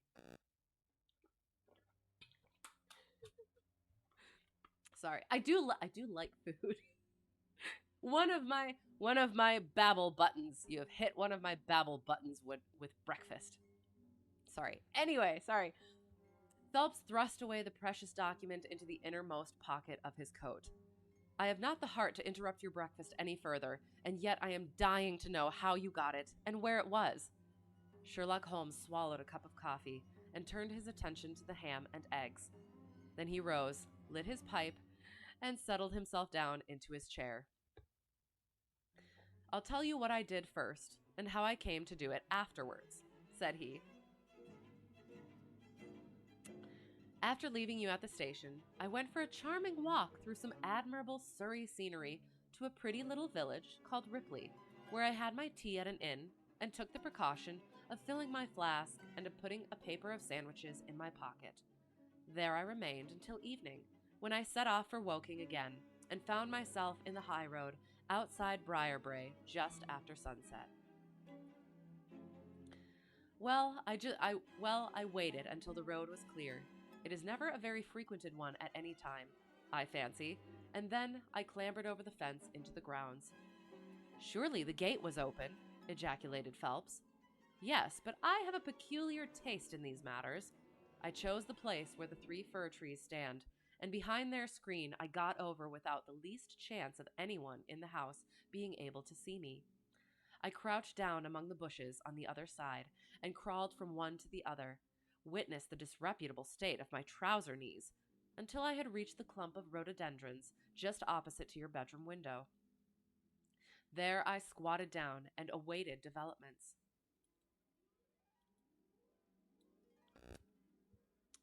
The blind was not down in your room, and I could see Miss Harrison sitting there reading by the table. It was 10:15 when she closed her book, fastened the shutters, and retired. I heard her shut the door and felt quite sure that she had turned the key in the lock. The key! Ejaculated Phelps. Yes, I had given Miss Harrison instructions to lock the door on the outside and take the key with her when she went to bed.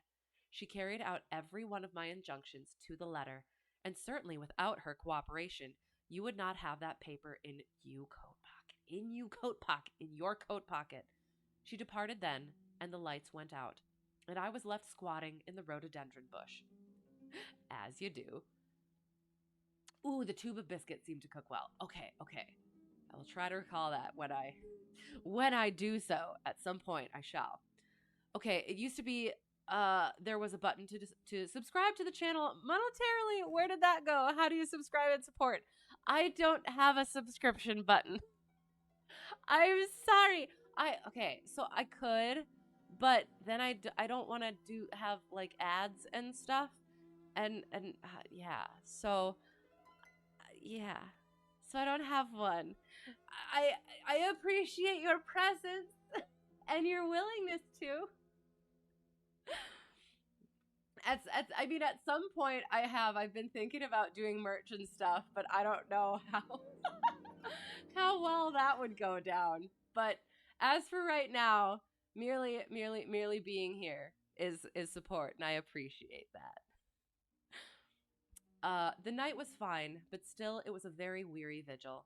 Of course, it has the sort of excitement about it that the sportsman feels when he lies beside the watercourse and waits for the big game. It was very long, though, almost as long, Watson, as when you and I waited in that deadly room when we looked into the little problem of the speckled band. I love that one. There was a church clock down at Woking which struck the quarters, and I thought more than once that it had stopped. At last, however, about 2 a.m, I suddenly heard the gentle sound of a bolt being pushed back and the creaking of a key. A moment later, the servant's door was opened, and Mr. Joseph Harrison stepped out into the moonlight. Joseph! Ejaculated Phelps. Okay, I have, since he said it 3 times, I have to bring it up. There's your erotic literature. I'm sorry. Usually it's only once, but apparently he needs to do it 3 times. I couldn't let it lie. Sorry. Anyway, moving on. He was bareheaded, but he had a black coat thrown over his shoulder so that he could conceal his face. That's right. Sorry. Okay. He was bareheaded, but he had a black coat thrown over his shoulder so that he could conceal his face in an instant if there were any alarm. He walked on tiptoe under the shadow of the wall, and when he reached the window, he worked a long-bladed knife through the sash and pushed back the catch.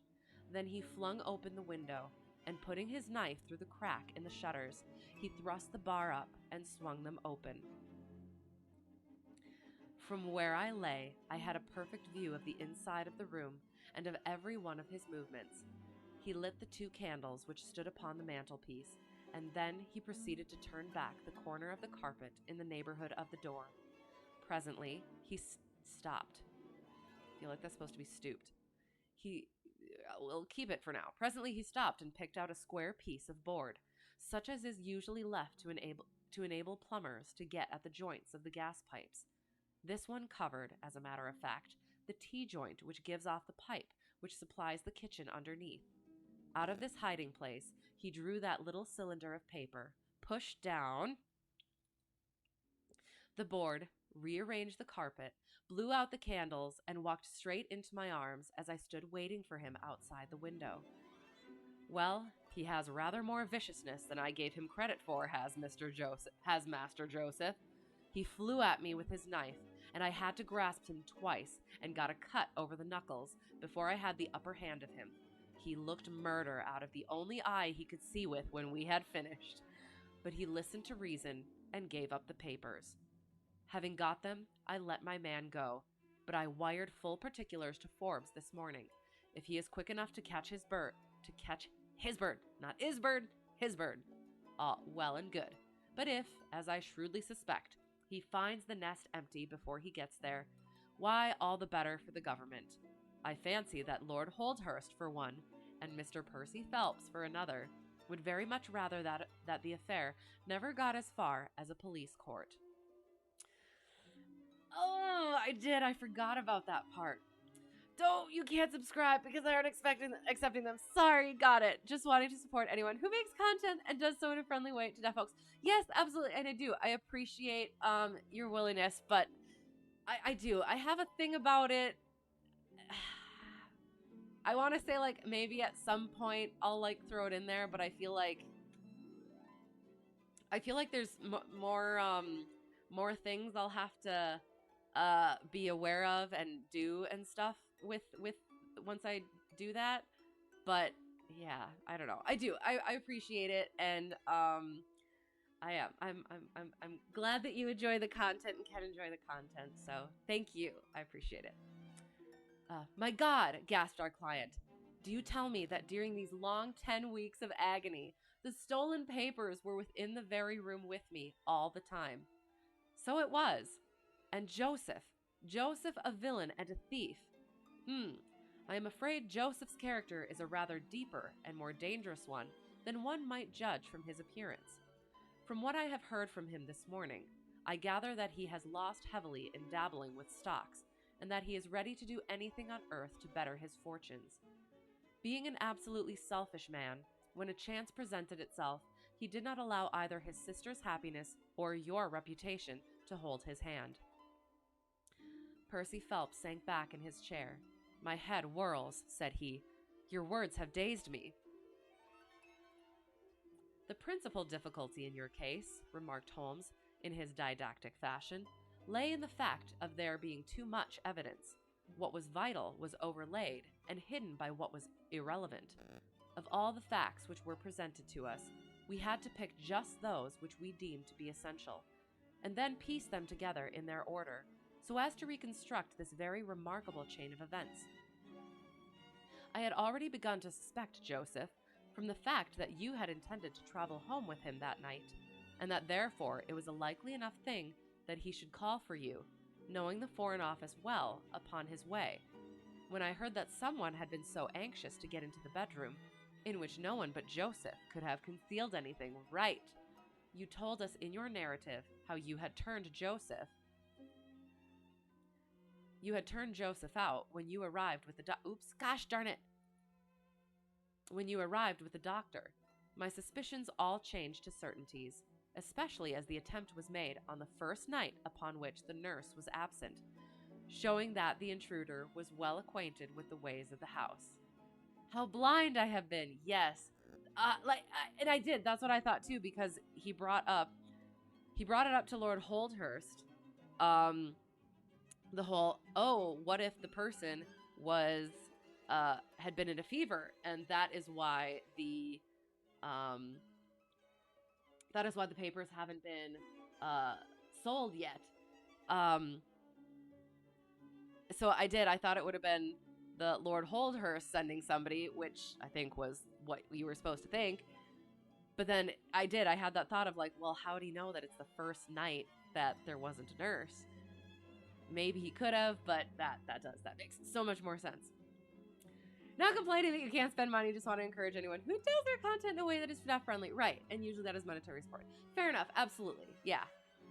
Have I played the original Final Fantasy VII? No, I don't. I don't believe so. And I'm trying to remember. I feel like I have it on a list somewhere, but I can definitely add it to a list. Should I? Shall I?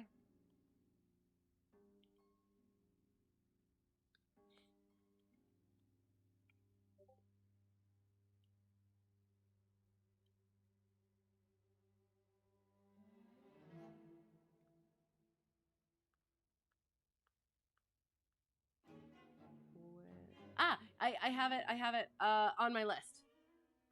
I have it's on the list. I'll have to see if I have it in my wish list yet.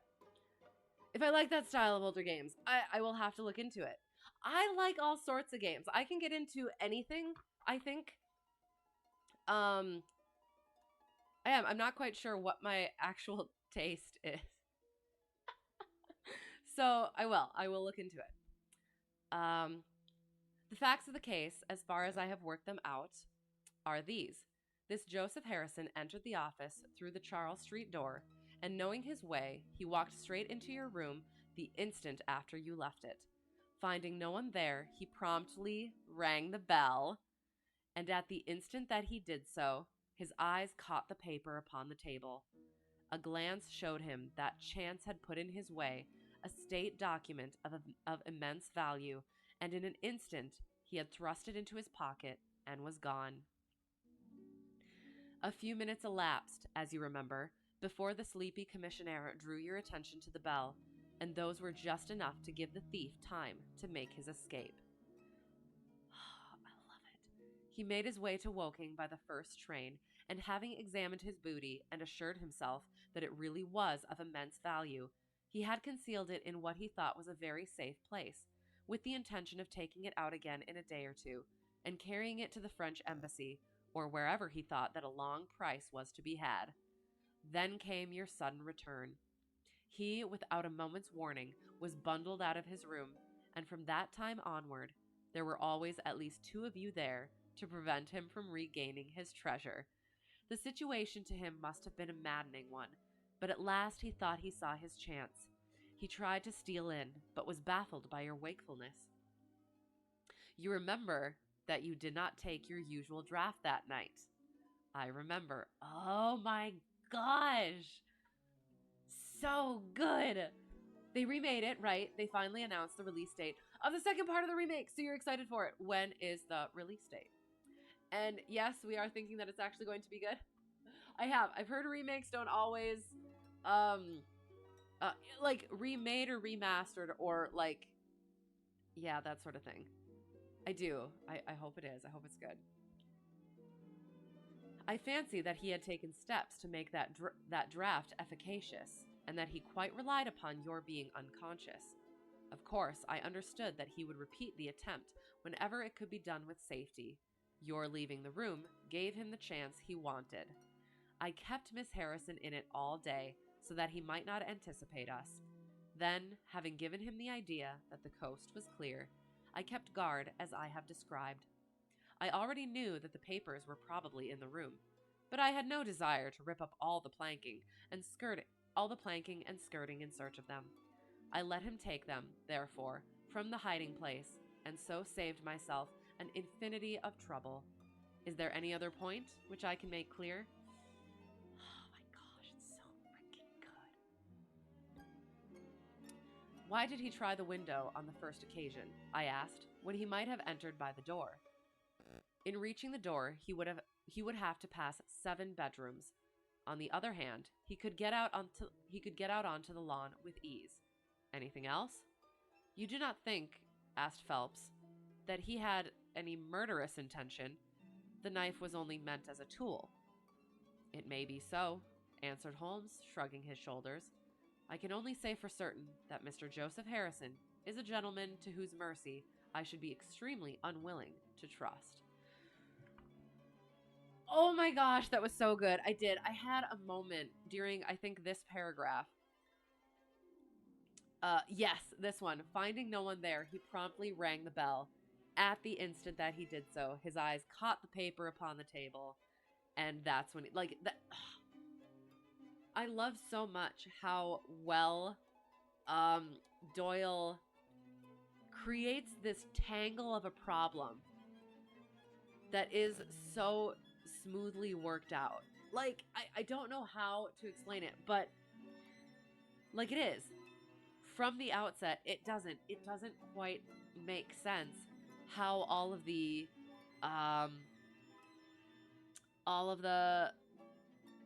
when you're first given all the facts, like, it doesn't make sense. Why was the bell rung? And then he had the moment, I guess somewhere way back there, where he's like, oh, it must have been this, an accident or somebody else trying to raise the alarm, or maybe, and then he lapses into silence, and it seemed like he thought of something else.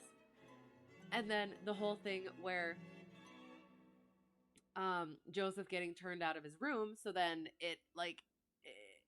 then the documents are stuck there. Like, all of those threads are woven throughout it, but not too blatantly, so that it really does. You get the final event, the whole sorting of everything and understanding everything at the end. And that is why I do, again, media nowadays, where and I'll go a little bit of a rant. Okay, so writers nowadays, I don't know if I'm correct in this. This is just what I have seen in certain things. They're so proud of their own writing and their own ingenuity, that they end up making things so blatant. And you know what? That's kind of like a backhand to the reader, where, oh, you'll never understand this or get this even in hindsight, so I have to make sure that it's right there for you to see. And then it's like, you see it, and then it's like, okay, now I guess the freaking ending. You know what I mean? Am I making any sense at all? Like, it is like his writing up to the point. That's the thing. That's what it is. Sorry. Okay. His writing throughout the whole thing is so well done that he does not need to have blatant threads to the end. Does that make sense? It's like, so like that's the thing, is like, writing nowadays, they need to have those threads to the end, because the rest of the writing that needs to fill in the space beforehand is too weak. Maybe. I don't know. Sorry. It was so good. That was a much longer one than the other ones. I did read that was one of the longer ones. We have one more to go. And it's the final problem. I'm hoping this one doesn't go as long. But yes, so that was the Naval Treaty. So good. And I'm just, everything was just so perfect and wonderful. And the flowers never came back in. That I might have to at some point go back and look at that to see how that ties into everything else. Flowers are the extras. Oh, that's absolutely what it is. Oh my gosh. Okay, so the flowers. Sorry. Couple more things. So the flowers he was talking about at the beginning were like extras, and goodness is extras and stuff like that. And then the part where he was talking about there was too much evidence. The things that actually made the case were kind of lost in the shuffle. Which actually goes back to my whole thing about the threads being woven throughout and all the writing is like good so that you don't have to like the threads. My God, sorry. Does that make sense or is it only making sense in my mind? Okay, so the three things. So flowers are extras, apart from the cores of what is necessary for humanity.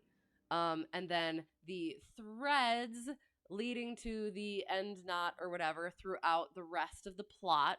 And the rest of the plot is technically extras to the threads, right?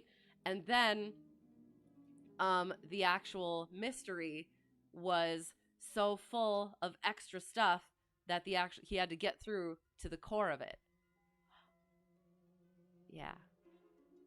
I like that.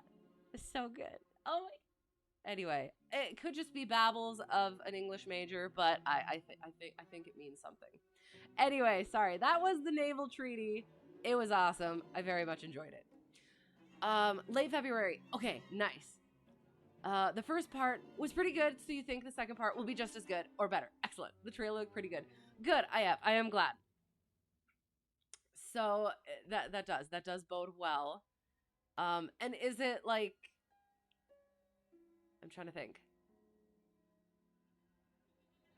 So you said the first part. So is that okay? Is that Final Fantasy 1 or is it like part 1 of Final Fantasy 7? You know what I mean? I don't understand. I will have to I will have to look into it. That's Do you recommend playing the original first and then looking into the remake? I feel like I would need to. Got to start at the beginning.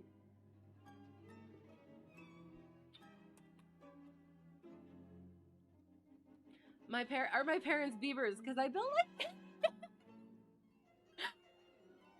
I appreciate that so much.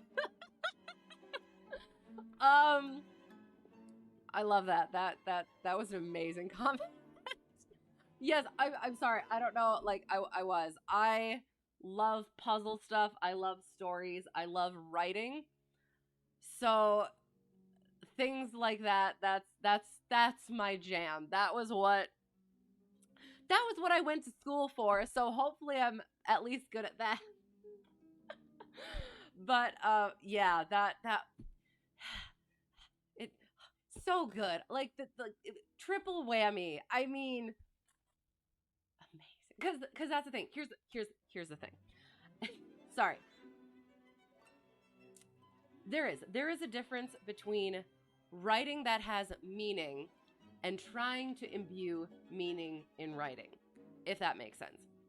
So a lot of times, again, I keep saying like nowadays, but poor writing, you're trying to, and I can say this because I have attempted writing and I know that I'm not. I have good moments and then I have not good moments. So I can say this because I've experienced it. When you're trying so hard to make something mean something, it goes back to it goes back to another thing in here. When we talked about at the beginning, the stories where Doyle throws in these other stories that aren't going to be able to be written about for a long time, and then he probably never actually wrote those stories. And then other ones he does refer back to and toward, and he does write them. So there's these stories that have happened, you're aware of them in the periphery as a reader, that you never actually get.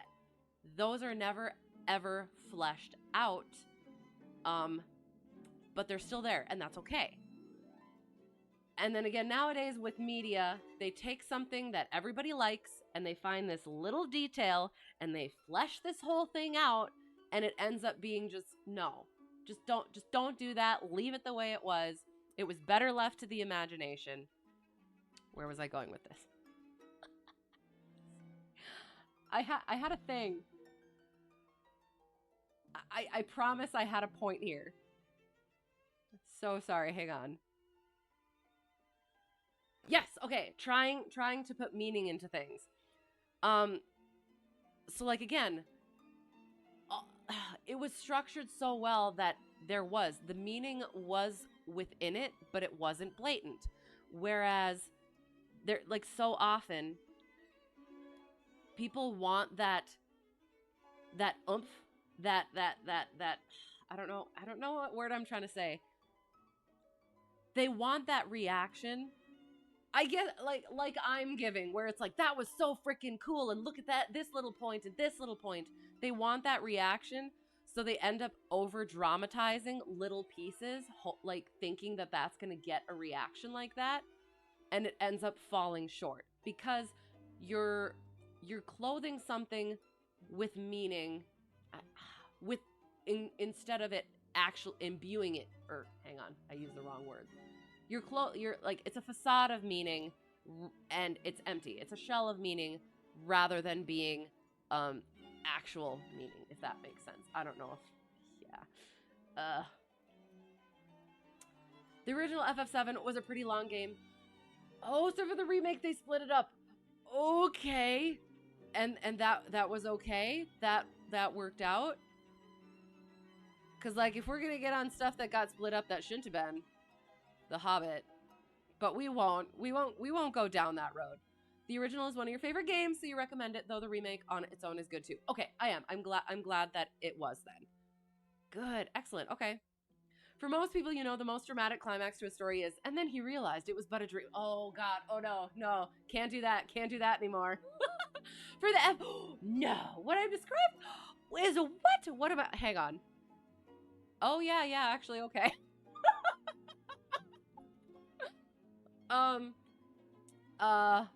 Fair enough. Okay. I mean, so, yeah. Like, I was gonna, so, okay, so that's the other thing. It was but a dream. You can't do that anymore. It's just like, not again. Because at this point, it's a trope. So, it's one of those things where you can't do it anymore unless it's like really good or done differently. Kind of like, okay, I'm going to take one more point and then we got to move on because we have one more story to read yet and it is already late. Okay. So, horror movies. I didn't watch horror movies for a while, and I started watching horror movies because Spooktober, yay, exciting. And I watched all these classic horror movies that, like, okay, I'll go Psycho. What's the one Johnny Johnny, whatever that one is. Here's Johnny, that one. I'm trying to think of some other ones. But like those, and yeah, stuff like that. I watched them and they didn't really hit me as well as they probably would like hit the original audience, because the things that were cool and interesting and new in there have been overdone since then. So as I was watching it, it felt like tropes. Whereas at the time, it wasn't. It was new. It was fresh, if that makes sense. So Inception is the only woke up from a dream story you accept. Absolutely fair. and that's why, if you can't take something that worked here and expect it to work again. And that's why. That's how you get all the overdone stuff and it not landing, because it was that series of circumstances in that story at that time. So it is. You need to be able to find that new thing. Yeah. Anyway, sorry. I love this stuff. Okay. So you're seeing this side of me. Apart from my flying stuff, this is my other side. Thanks for putting up with it. So yeah, here we will continue with. So that was again the Naval Treaty. Excellent, amazing. Again, hoping that this one is not as long because, oh God. But we're gonna have an excellent time with the final problem. And this is, again, prefacing, this is also the final story that we're going to be reading with Sherlock for a little while. It is also the final story of the Memoirs of Sherlock Holmes, this chunk that we're reading. So it's a thing. It's the final problem. Haha, haha. All right. The final problem. It is with a heavy heart that I take up my pen to write these, the last words in which I shall ever record the singular gifts by which my friend, Mr. Sherlock Holmes, was distinguished. In an incoherent and, as I deeply feel, an entirely inadequate fashion, I have endeavored to give some account of my strange experiences in his company, from the chance which first brought us together at the period of the study in scarlet, up to the time of his interference in the matter of the Naval Treaty, an interference which had the unquestionable effect of preventing a serious international complication. Oh gosh, I'm sorry. I remember the thing now. Sorry. It was my intention to have stopped there and to have said nothing of that event which has created a void in my life which the lapse of 2 years has done little to fill. I apologize for forgetting the cursor. My hand has been forced, however, by the recent letters in which Colonel James Moriarty defends the memory of his brother, and I have no choice but to lay the facts before the public exactly as they occurred. I alone know the absolute truth of the matter, and I am satisfied that the time has come when no good purpose is to be served by its suppression. As far as I know, there have been only 3 accounts in the public press. That in the Journal du Génie, I tried, I'm sorry, on May 6th, 1891, the Reuters Dispatch in the English papers on May 7th, and finally the recent letters to which I have alluded. Of these, the first and second were extremely condensed, while the last is, as I shall now show, an absolute perversion of the facts. It lies with me to tell for the first time what really took place between Professor Moriarty and Mr. Sherlock Holmes. Oh gosh. And see, and okay, and I will say,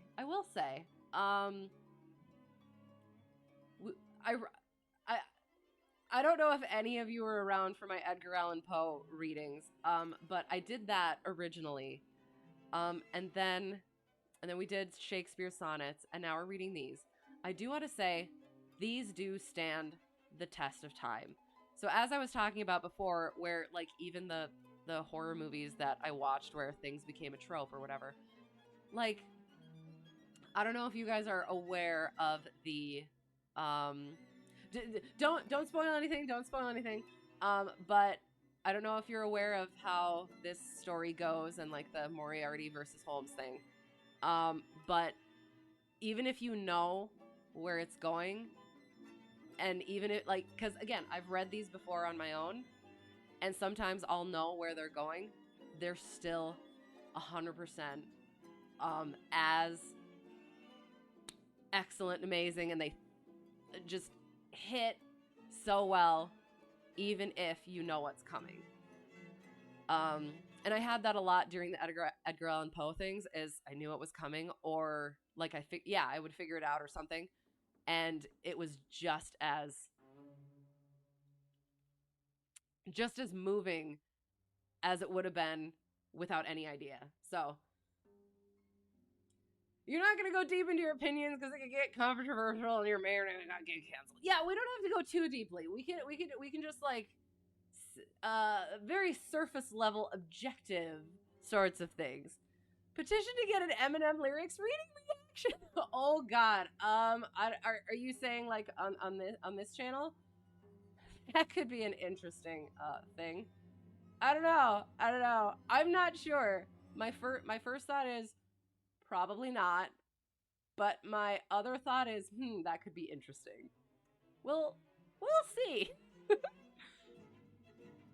It may be remembered that after my marriage and my subsequent start in private practice, the very intimate relations which had existed between Holmes and myself became to some extent modified.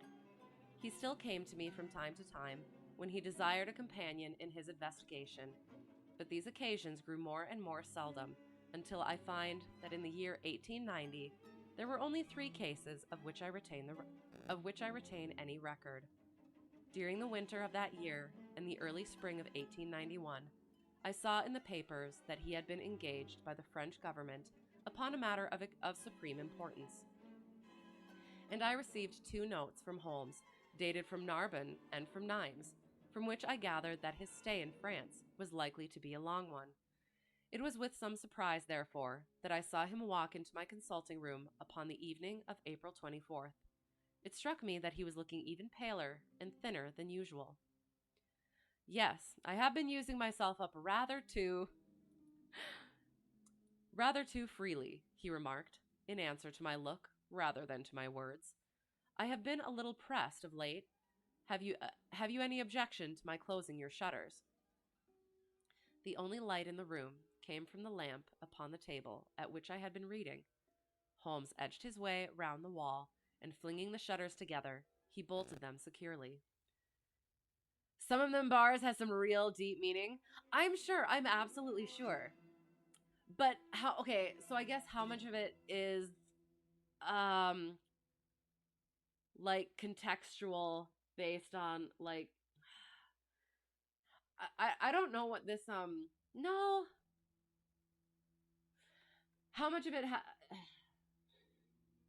I don't know how to put this. Like things that happen during that time that I probably would have no understanding of. You know what I mean? Cuz like, and that's what I was going to say is like I probably understand more about like this sort of a time period than I do about like modern time period like that, if that makes sense. Which is probably awful. But yeah. Otherwise, like I'm absolutely sure. I just don't know how well I would be able to read that meaning, if that makes sense. Basically, I'm saying I was born 40. Basically. No, I've always loved classic literature. Um, uh, so, so I am. I have more of a background in that, and so that's how I feel like I can understand how some of those things work. Whereas that I might not be as familiar with. I might not know the language as well, if that makes sense. But I could certainly try. Actually, it does sound like potentially an interesting challenge. So maybe, I don't know, could throw some classical analysis onto it. That could be interesting. You are afraid of something? I asked. Well, I am. Of what? Of air guns. As you do. My dear Holmes, what do you mean? I think that you know me well enough, Watson, to understand that I am by no means a nervous man. At the same time, it is stupidity rather than courage to refuse to recognize danger when it is close upon you. Might I trouble you for a match? He drew in the smoke of his cigarette, as if the soothing influence was grateful to him.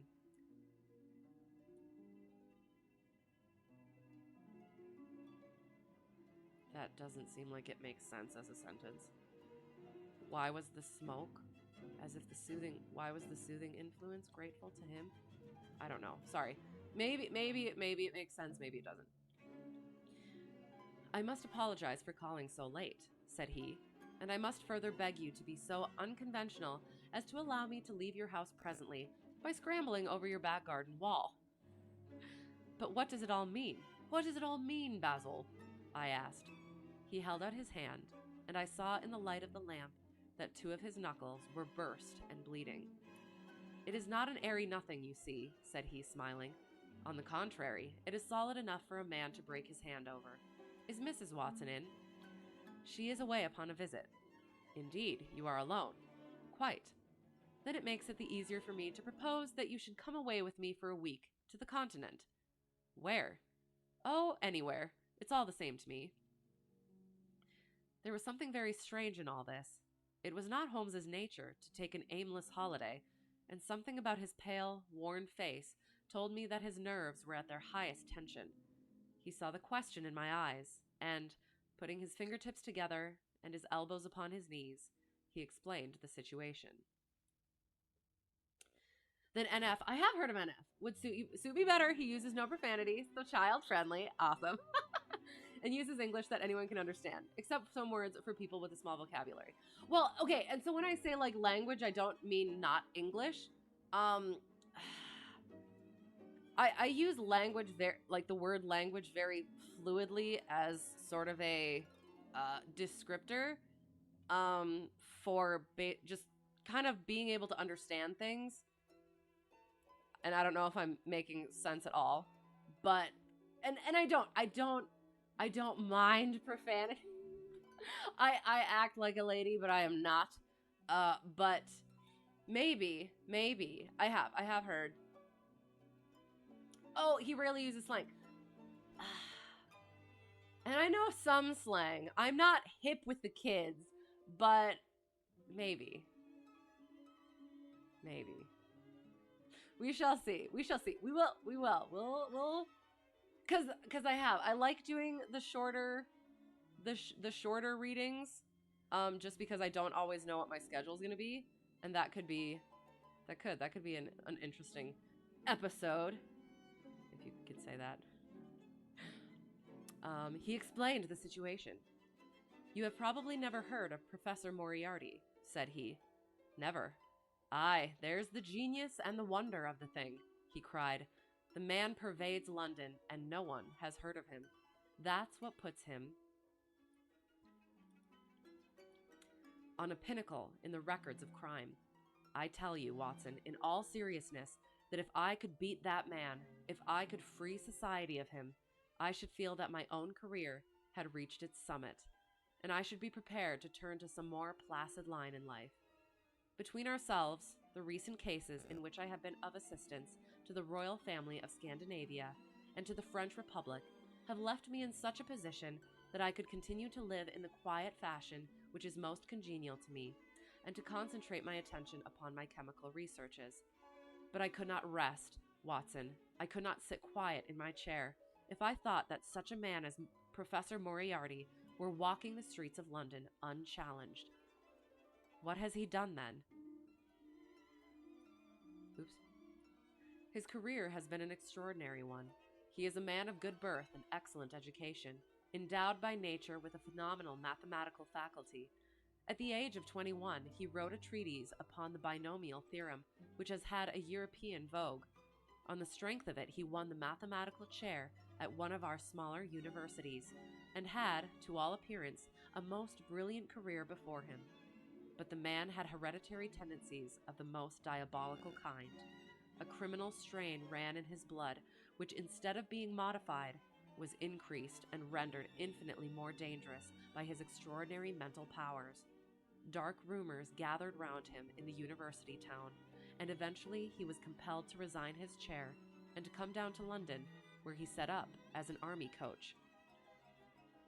So much is known to the world, but what I am telling you now is what I have myself discovered. Oops, gosh darn it, come back.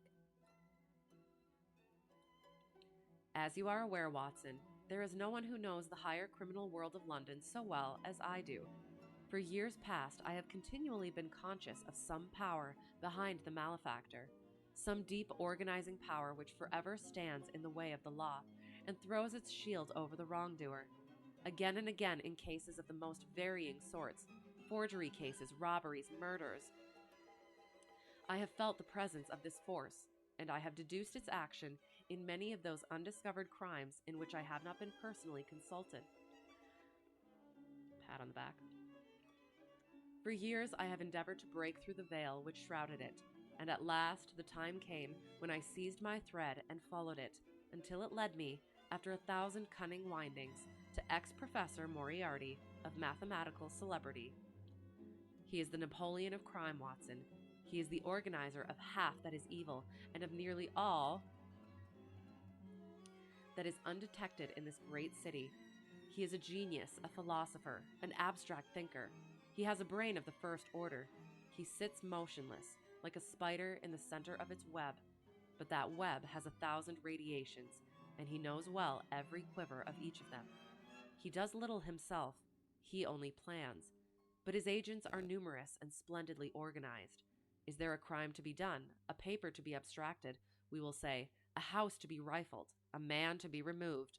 The word is passed to the professor. The matter is organized and carried out.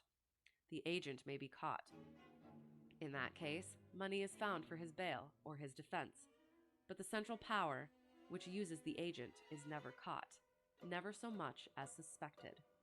This was the organization which I deduced, Watson, and which I devoted my whole energy to exposing and breaking up. See, again. Oh, need a new water. I don't know how to explain it.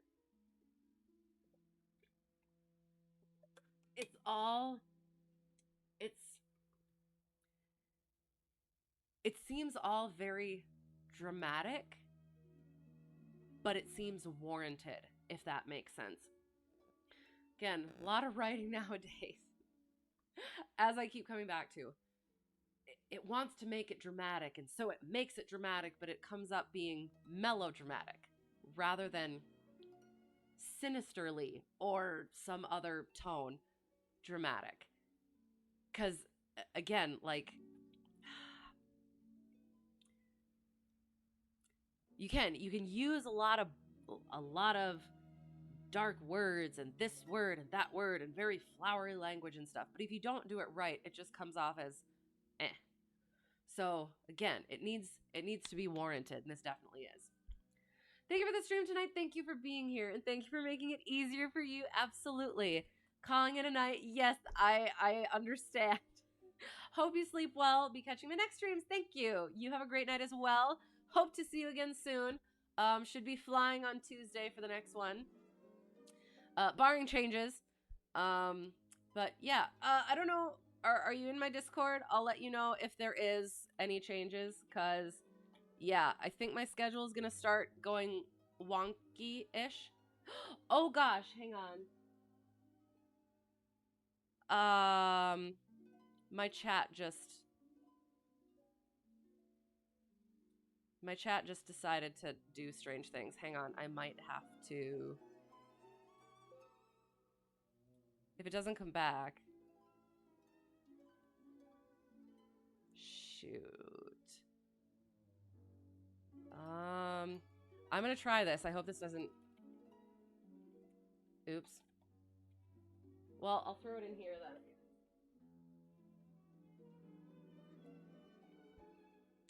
then. If I have to change things... Hello!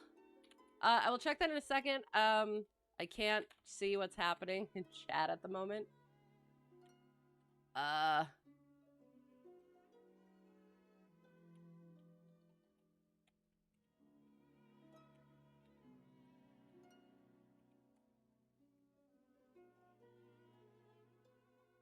Okay. Should be back. Let me test that quick. I don't know what happened. There we go. Okay.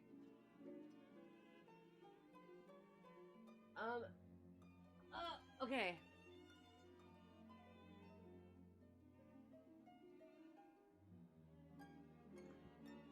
I apologize for probably mispronouncing this. Thank you, Porcino Exaltado. I'm sorry for mispronouncing, but thank you for the follow. I appreciate it. Yeah, sorry for whatever just happened there. My chat logged me out, so I had to get back in. And you're not on my Discord, you will join. Sounds good. So yes, if something changes, I will let you know on there. Otherwise, we got fun stuff in there as well. And yeah, thank you so much for being here. It's been fun. And yeah, have a great night and a great weekend and all the good things. Okay, so just want to test this now. Okay, we're back in business. I apologize.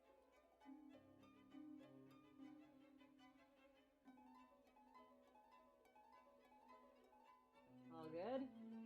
All good? Okay. You didn't study for a test, I'm sorry. No, it was just a test for me. Yes, I do. It did. It went wonky and then I couldn't see anything and I don't, yeah. Yeah.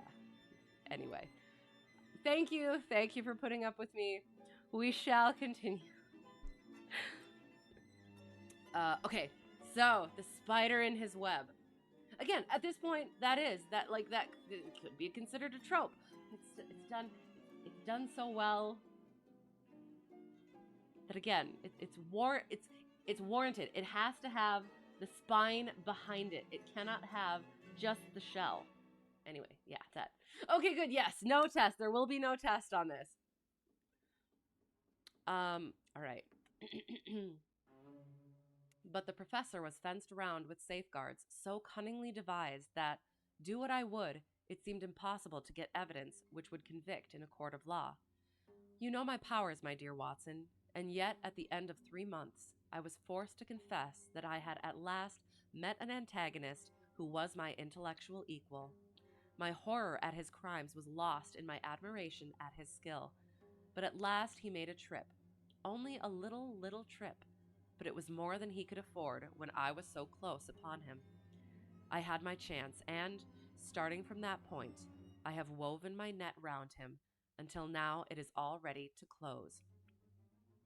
In 3 days, that is to say, on Monday next, matters will be ripe, and the professor, with all the principal members of his gang, will be in the hands of the police.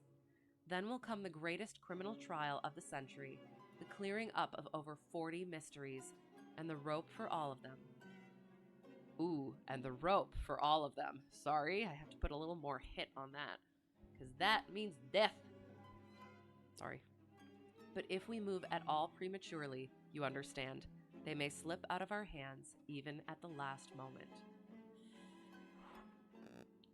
Now, if I could have done this without the knowledge of Professor Moriarty, all would have been well. But he was too wily for that. He saw every step which I took to draw my toils round him. Again, is it toils or is it coils? It could be toils, but I don't know. Round him. Again and again he strove to break away, but I as often headed him off. I tell you, my friend, that if a detailed account of that silent contest could be written, it would take its place as the most brilliant bit of thrust and parry work in the history of detection. Thank you for the follow, Prouds. I appreciate it very much. I hope you are enjoying. I'm getting so into this. Bit of thrust and parry work in the history of detection. Never have I risen to such a height, and never have I been so hard pressed by an opponent. He cut deep, and yet I just undercut him. This morning the last steps were taken, and 3 days only were wanted to complete the business. I was sitting in my room thinking the matter over when the door opened and Professor Moriarty stood before me. My nerves are fairly proof, Watson, but I must confess to a start when I saw the very man who had been so much in my thoughts standing there on my threshold. His appearance was quite familiar to me. He is extremely tall and thin. His forehead domes out in a white curve, and his 2 eyes are deeply sunken in his head. He is clean-shaven, pale, and ascetic looking, retaining something of the professor in his features. His shoulders are rounded from much study, and his face protrudes forward, and is forever slowly oscillating from side to side in a curiously reptilian fashion. He peered at me with great curiosity in his puckered eyes. God, I don't know what it is, but it's so good. You have less frontal development than I should have expected, said he at last. It is a dangerous habit to finger loaded firearms in the pocket of one's dressing gown. The fact is that upon his entrance, I had instantly recognized the extreme personal danger in which I lay. The only conceivable escape for him lay in silencing my tongue. In an instant, I had slipped the revolver from the drawer into my pocket and was covering him through the cloth. At his remark, I drew the weapon out and laid it cocked upon the table. He still smiled and blinked, but there was something about his eyes which made me feel very glad that I had it there. You evidently don't know me, said he. On the contrary, I answered, I think it is fairly evident that I do. Pray take a chair. I can spare you 5 minutes. Oh gosh, I clicked! Sorry. On the contrary, I answered, I think it is fairly evident that I do. Pray take a chair. I can spare you 5 minutes if you have anything to say. All that I have to say has already crossed your mind, said he. Then possibly my answer has crossed yours, I replied. You stand fast? Absolutely. He clapped his hand into his pocket, and I raised the pistol from the table. But he merely drew out a memorandum book in which he had scribbled some dates. You crossed my patch. I feel like it should be path, so we're going to go with path. You crossed my path on the 4th of January, said he. On the 23rd, you incommoded me. By the middle of February, I was seriously inconvenienced by you. Sorry. I'll continue. At the end of March, I was absolutely hampered in my plans, and now, at the close of April, I find myself placed in such a position through your continual persecution that I am in positive danger of losing my liberty. The situation is becoming an impossible one. I'm sorry, it is. It's so good, but as I was reading it, I just had a very vivid image of the very hungry caterpillar. And it just threw me for a moment. Again, continuing, very, very serious. Have you any suggestion to make? I asked. You must drop it, Mr. Holmes, said he, swaying his face about. You really must, you know. After Monday, said I. Tut-tut, said he. I am quite sure that a man of your intelligence will see that there can be but one outcome to this affair. It is necessary that you should withdraw. You have worked things in such a fashion that we have only one resource left. It has been an intellectual treat to me to see the way in which you have grappled with this affair, and I say unaffectedly that it would be a grief to me to be forced to take any extreme measure. You smile, sir, but I assure you that it really would. Danger is part of my trade, I remarked. That is not danger, said he. It is inevitable destruction. You stand in the way not merely of an individual, but of a mighty organization, the full extent of which you, with all your cleverness, have been unable to realize.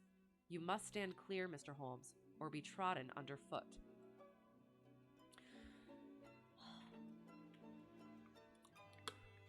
The standoff.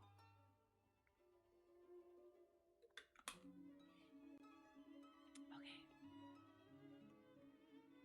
I am afraid, said I, rising, that in the pleasure of this conversation, I am neglecting business of importance which awaits me elsewhere. He rose also, and looked at me in silence, shaking his head sadly. Well, well, said he at last, it seems a pity, but I have done what I could. I know every move of your game. You can do nothing before Monday. It has been a duel between you and me, Mr. Holmes. You hope to place me in the dock.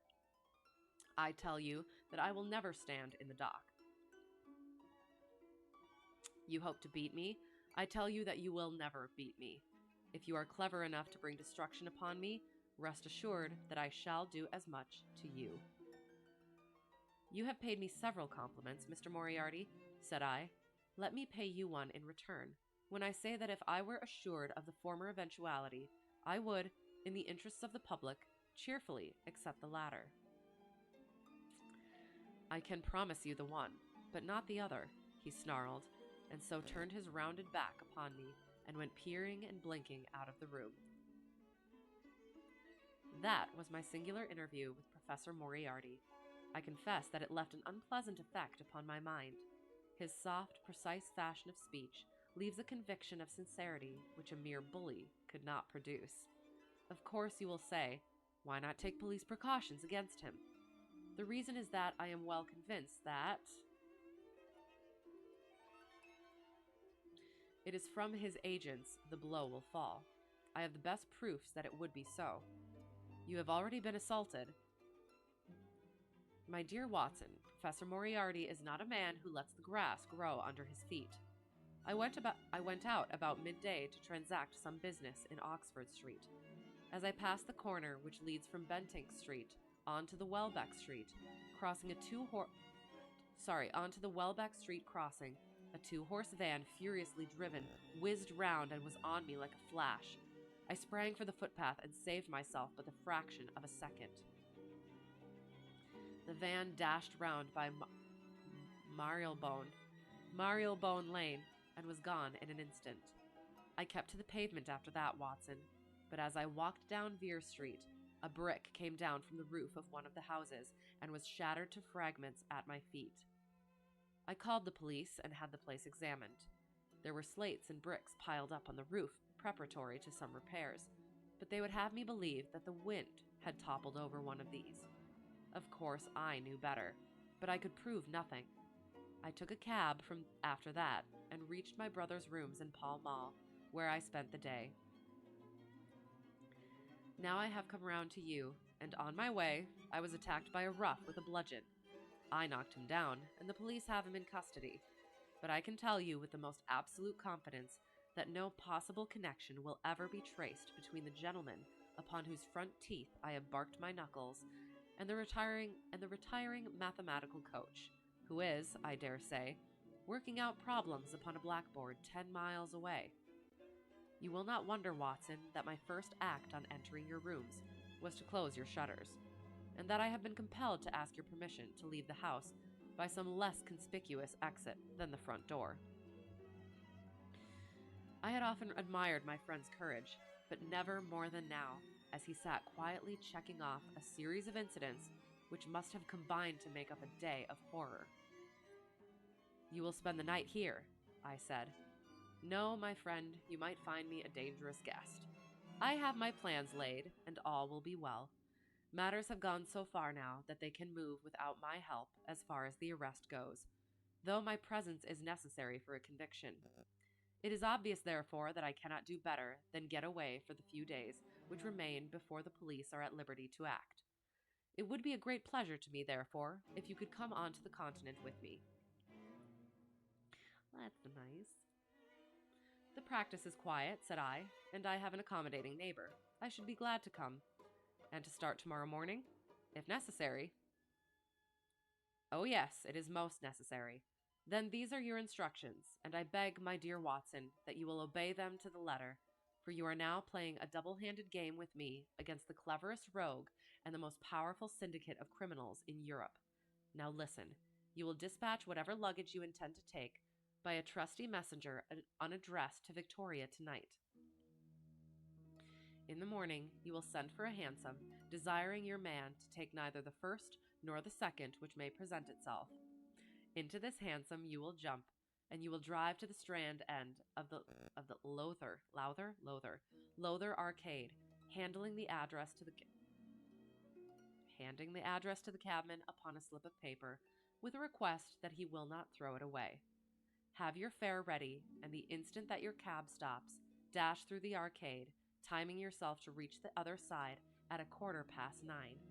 You will find a small brougham waiting close to the curb, driven by a fellow with a heavy black cloak tipped at the collar with red. Into this you will step, and you will reach Victoria in time for the Continental Express. Hello, you are back. Excellent. How was the flight? Just landed? Nice. I hope it went well.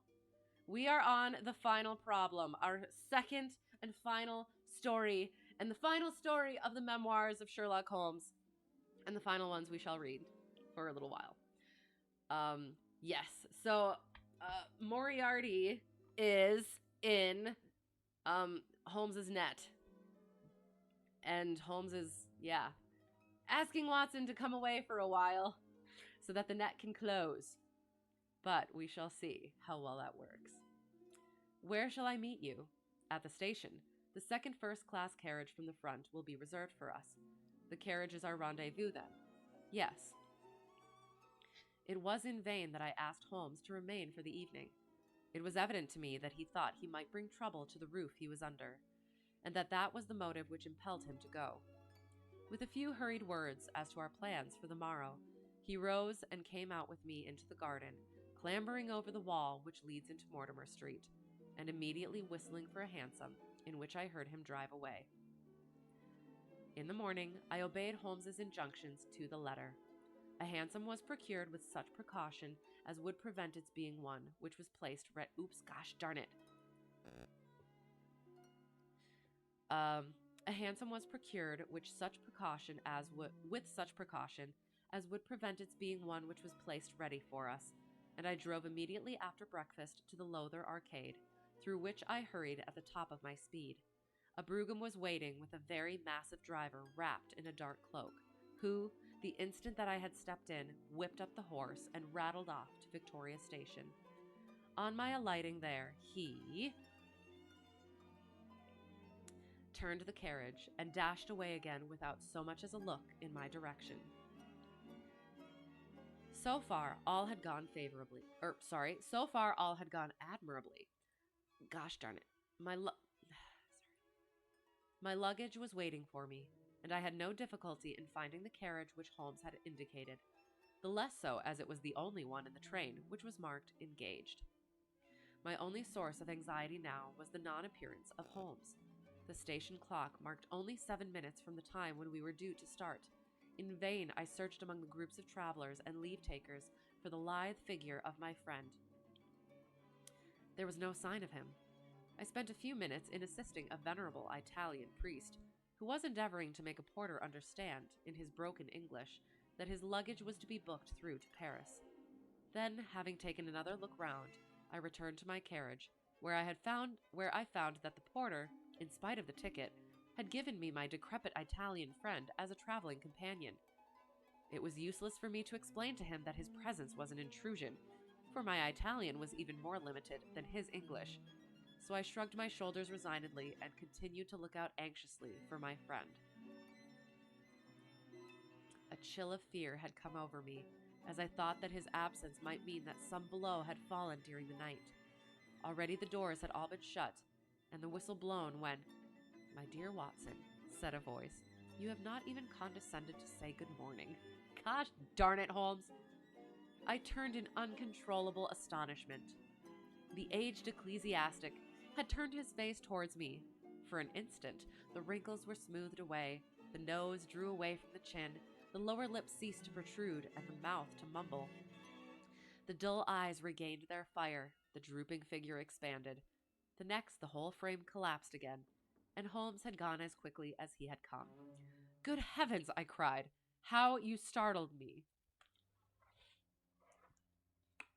Always such a great introduction.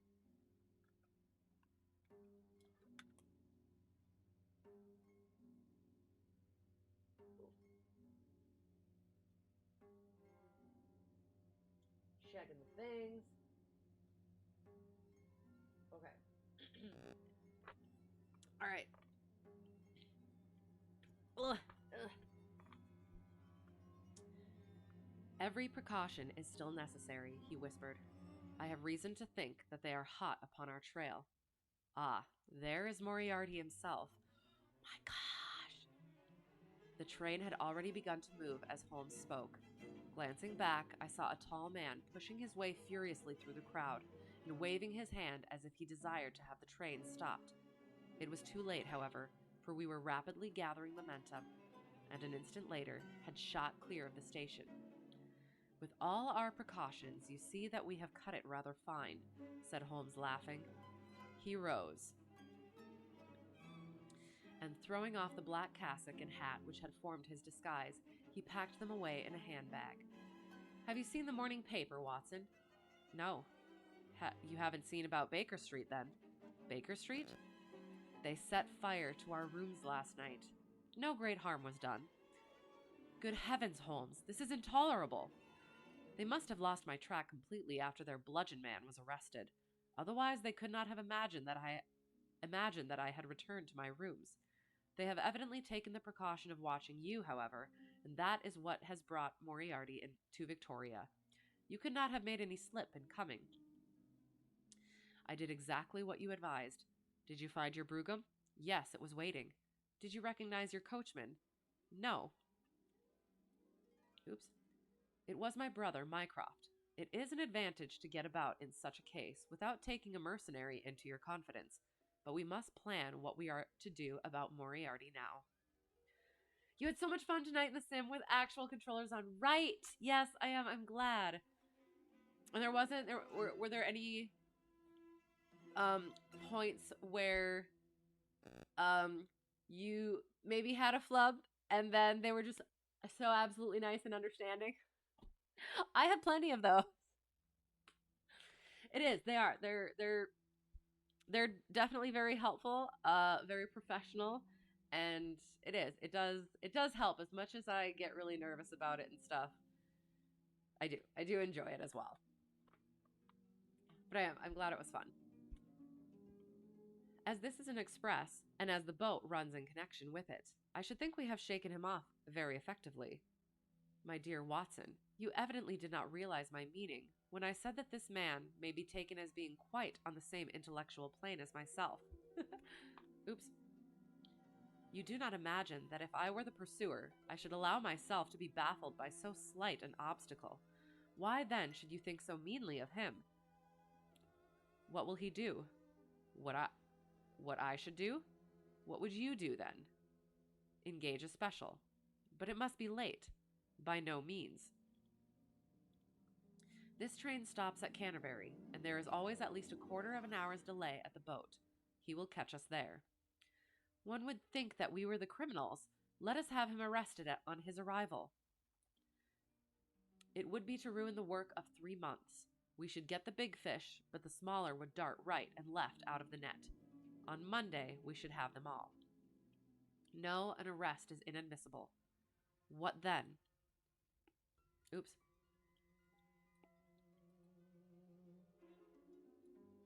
We shall get out at Canterbury. And then? Well, then we must make a cross-country journey to New Haven, and so over to Dieppe. Moriarty will again do what I should do. He will get on to Paris, mark down our luggage, and wait for 2 days at the depot. In the meantime, we shall treat ourselves to a couple of carpetbags, encourage the manufactures of the countries through which we travel, and make our way at our leisure into Switzerland, via Luxembourg and Basel.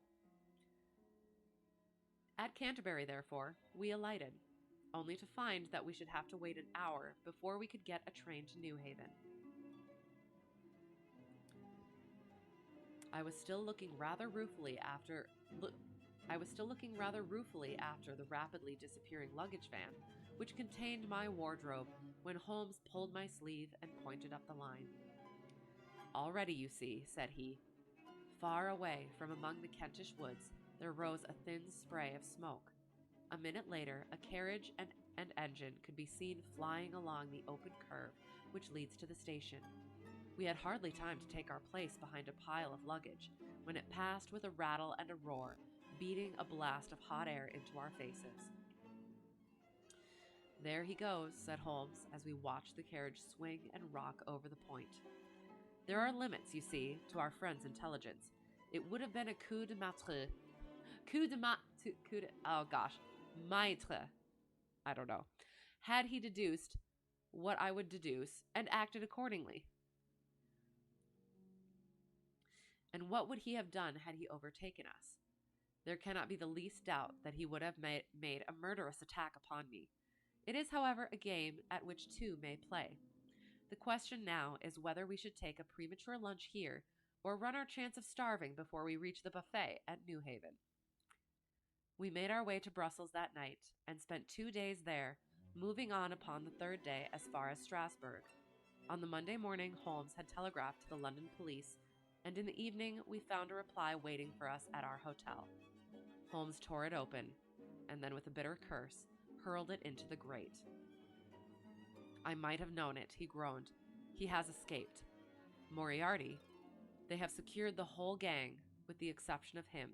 He has given them the slip. Of course, when I had left the country, there was no one to cope with him. But I did think that I had put the game in their hands. I think that you had better return to England, Watson. Why? Because you will find me a dangerous companion now. This man's occupation is gone. He is lost if he returns to London. If I read his character right, he will devote his whole energies to revenging himself upon me. He said as much in our short interview, and I fancy that he meant it. I should certainly recommend you to return to your practice.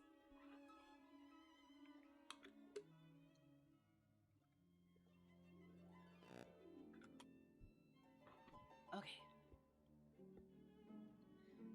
It was hardly an appeal to be successful with one who was an old campaigner as well as an old friend. We sat in the Strasbourg salle à manger. It's the room of eating. It's the dining room. I remember some French. We sat in the Strasbourg salle à manger, arguing the question for half an hour. But the same night, we had resumed our journey and were well on our way to Geneva. For a charming week, we wandered up the valley of the Rhone, and then, branching off at Luc, we made our way over the Gemmi Pass, still deep in snow, and so, by way of Interlaken, to Meiringen. I'm sorry for pronouncing all these horribly. It was a lovely trip, the dainty green of the spring below, the virgin white of the winter above, but it was clear to me that never for one instant did Holmes forget the shadow which lay across him. In the homely alpine villages or in the lonely mountain passes, I could tell by his quick, glancing eyes and his sharp scrutiny of every face that passed us that he was well convinced that, walk where we would, we could not walk ourselves clear of the danger which was dogging our footsteps.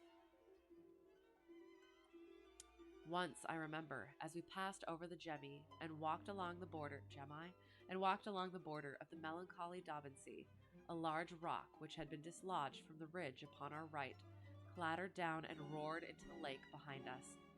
In an instant, Holmes had raced up onto the ridge and, standing upon a lofty pinnacle, craned his neck in every direction.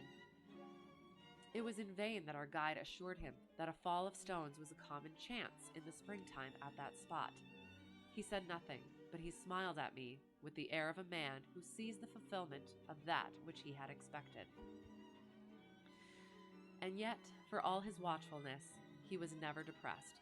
On the contrary, I can never recollect having seen him in such exuberant spirits. Again and again he recurred to the fact that if he could be assured that society was freed from Professor Moriarty, he would cheerfully bring his own career to a conclusion. And I love, again, it is a slow burn. It's a simmer. But it's just as, again, I'll use the word sinister. I love it. I think that I may go so far as to say, Watson, that I have not lived wholly in vain, he remarked.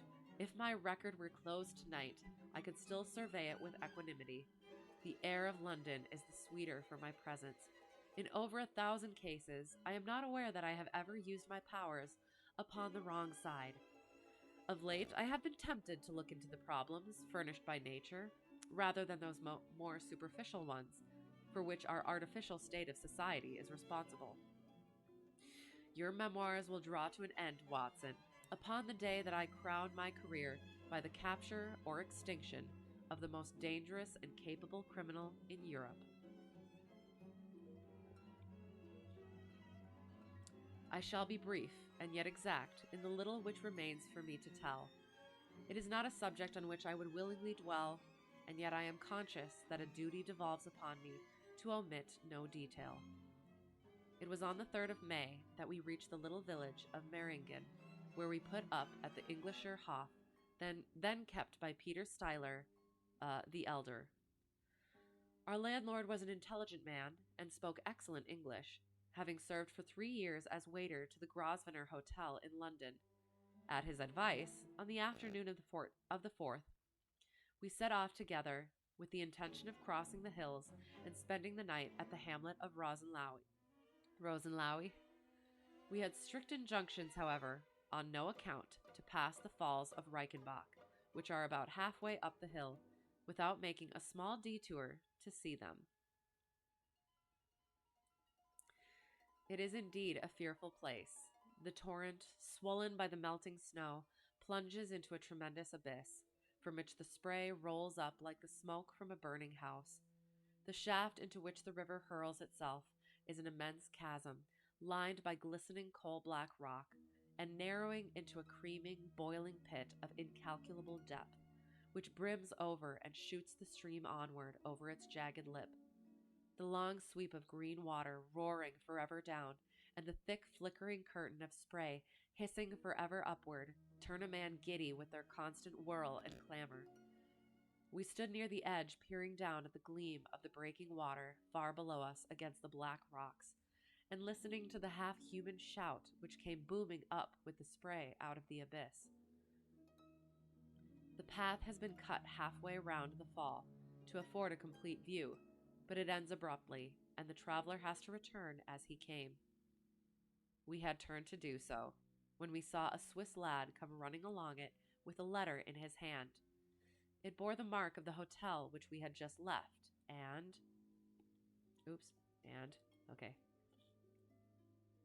was addressed to me by the landlord. It appeared that within a very few minutes of our leaving, an English lady had arrived who was in the last stage of consumption.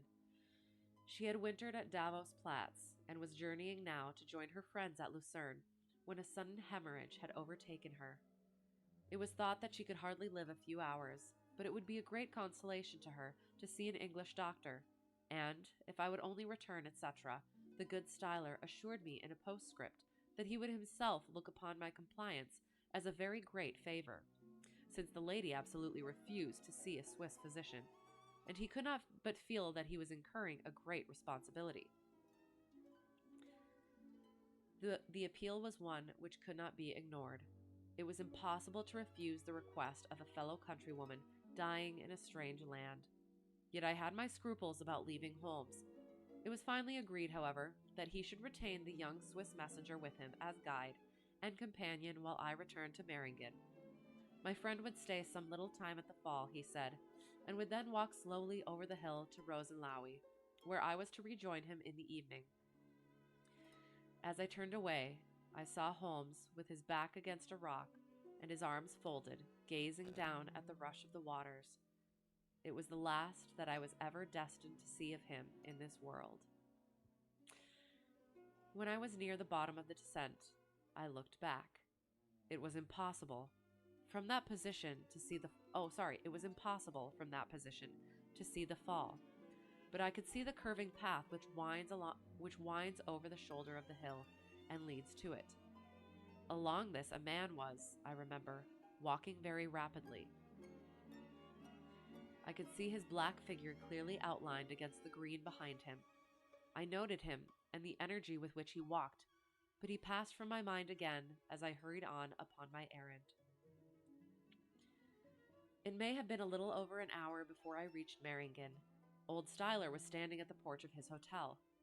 "Well," said I as I came hurrying up, "I trust that she is no worse?"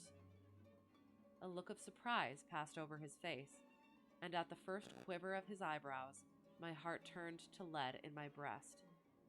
"You did not write this?" I said, pulling the letter from my pocket. "There is no sick Englishwoman in the hotel." "Certainly not," he cried, "but it has the hotel mark upon it. Ha! It must have been written by that tall Englishman who came in after you had gone. He said—" But I waited for none of the landlord's explanations. In a tingle of fear, I was already running down the village street and making for the path which I had so lately descended. It had taken me an hour to come down. For all my efforts, 2 more had passed before I found myself at the fall of Reichenbach once more. There was Holmes's alpine stock, still leaning against the rock by which I had left him. But there was no sign of him, and it was in vain that I shouted. My only answer was my own voice reverberating in a rolling echo from the cliffs around me. Oh no! Do I ski? I have skied before, but I haven't in a while. Do you ski? I feel like there's a, what's the word? I don't know. Potential play on words there. Does Heidi ski? I don't know. I had fun with it. I'm actually, I found out I'm hypermobile, so technically I'm not supposed to. But like now I want to again. I haven't in a while, but now that I'm not supposed to, I kind of want to. But yes, I did. I had fun when I did. Um, only answer was my own voice reverberating in a rolling echo from the cliffs around me. You learned to ski near Rosenlaui in Grindelwald. Okay, so this Rosenlaui and Grindelwald, the only thing I know of that is from Harry Potter. So yes, that's awesome. You ski as well. Yes, hello, you are still here. I'm sorry, it's so late. I'm sorry. I appreciate you all being here yet. Um, but yes, are you planning to do more this winter? I hope so. You got your new skis, didn't you? Oh, and do you I feel like we've talked about this and I don't remember. Do you use the sticks? I never used the sticks. I feel like I probably would have tripped on them. Okay, sorry. It was the sight of that alpine stalk which turned me cold and sick. He had not gone to Rosenlaui then. He had remained on that 3-foot path, with sheer wall on one side and sheer drop on the other, until his enemy had overtaken him. The young Swiss had gone too. He had probably been in the pay of Moriarty and had left the two men together. And then what had happened? Who was to tell us what had happened then? Oh, you'll be on ski patrol this winter. So what does that entail? No sticks. Okay, excellent. Sounds good. That sounds fun, and I'm glad you'll get to do that. I stood for a minute or two to collect myself, for I was dazed with the horror of the thing. Then I began to think of Holmes's own methods and to try to practice them in reading this tragedy. It was, alas, only too easy to do. During our conversation, we had not gone to the end of the path, and the alpine stalk marked the place where we had stood. The blackish soil is kept forever soft by the incessant drift of spray, and a bird would leave its tread upon it. 2 lines of footmarks were clearly marked along the farther end of the path, both leading away from me. There were none returning. A few yards from the end, the soil was all plowed up into a patch of mud, and the branches and ferns which fringed the chasm were torn and bedraggled. I lay upon my face and peered over with the spray spouting up all around me. It had darkened since I left, and now I could only see here and there the glistening of moisture upon the black walls. And far away down at the end of the shaft, the gleam of the broken water. I shouted, but only the same half-human cry of the fall was borne back to my ears. Basically, if someone gets injured, you help them until the ambulance arrives. Okay, assuming you don't fail the class. You won't fail the class. That's awesome. Oh, very nice. Oh, have you done that before, or will this be your first time doing it? So you said if you don't fail the class, like, is it like a re-upping class, or is it like a new class? I don't know how these things work. First time. Oh, very cool. That's awesome. So did you decide to do that so that you could do get into the skiing again? And so then, so do you like stay at the top or something? And then if you hear of something, then you got to ski down to it? Interesting. That's super cool. I'm looking forward to hearing about it. And when you pass the class, because you will. But it was destined that I should, after all, have a last word of greeting from my friend and comrade. I have said that his alpine stock had been left leaning against a rock which jutted onto the path. From the top of this boulder, the gleam of something bright caught my eye, and raising my hand, I found that it came from the silver cigarette case which he used to carry. As I took it up, a small square of paper upon which it had lain fluttered down onto the ground. Unfolding it, I found that it consisted of 3 pages torn from his notebook and addressed to me. It was characteristic of the man that the direction was as precise and the writing as firm and clear as though it had been written in his study. You don't have to be at the top. Okay, interesting. Well, it does. I bet that will be fun, and I hope it is, and I hope that the class goes well, and yeah. will. That'll be cool. You get guest tickets. Excellent. Interesting. We may have to return to that then.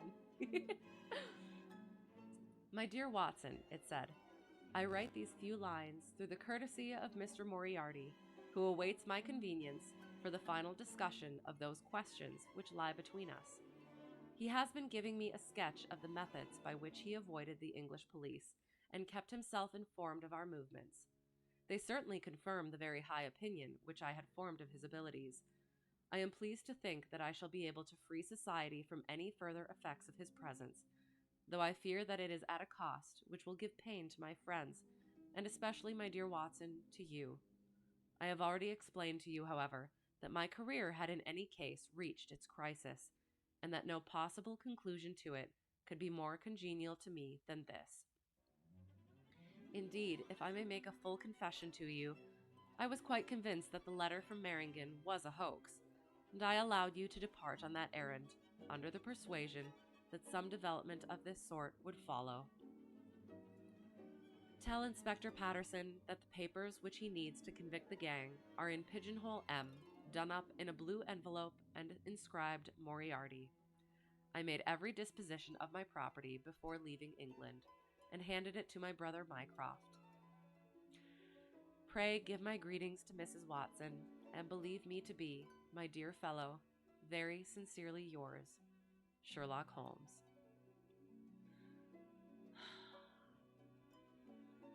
A few words may suffice to tell the little that remains. An examination by experts leaves little doubt that a personal contest between the two men ended, as it could hardly fail to end in such a situation, in their reeling over, locked in each other's arms. Any attempt at recovering the bodies was absolutely hopeless, and there, deep down in that dreadful cauldron of swirling water and seething foam, will lie for all time the most dangerous criminal and the foremost champion of the law of their generation. The Swiss youth was never found again, and there can be no doubt that he was one of the numerous agents whom Moriarty kept in his employ. As to the gang, it will be within the memory of the public how completely the evidence which Holmes had accumulated exposed their organization, and how heavily the hand of the dead man weighed upon them. Of their terrible chief, few details came out during the proceedings, and if I have now been compelled to make a clear statement of his career, it is due to those injudicious champions who have endeavored to clear his memory by attacks upon him, whom I shall ever regard as the best and the wisest man whom I have ever known. Oh. And there it is. The final problem concluded.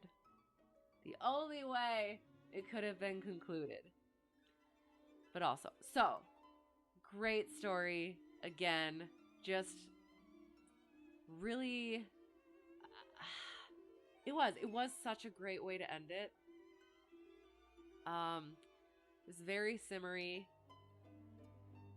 And then it had the conclusion that was like, oh, it was the only way to go. But it wasn't too over dramatic. It was just the right amount for what the story was. And it paid really good homage to the character. And yeah, it was great. So I don't know if y'all are aware of how this came about. Sir Arthur Conan Doyle, if I recall correctly, he also wrote historical stuff. And he preferred the historical stuff. Sorry, making sure the things are good. He wrote actual historical nonfiction stuff, but his Sherlock Holmes stuff was what grabbed the spotlight of the public, and he didn't like that too much. Sir Arthur Conan Doyle didn't. He wanted his historical stuff to be more well thought of and more popular, but the public kept asking for more Sherlock Holmes. And eventually he was like, you know what? I don't want to write any more Sherlock Holmes, so I'm gonna kill him off. And he did. But again, it was a really good way to do it. But as we know, tee hee hoo hoo, it did not end there. There are more stories to continue on with. At least the next ones. I think the next ones are the hounds. Oh no, it's not. Gosh darn it. Maybe not. Hang on. No, what the heck? Hang on. No, hang on. Hang on. Bookmark. Oops, that's not what I wanted. We did, didn't we?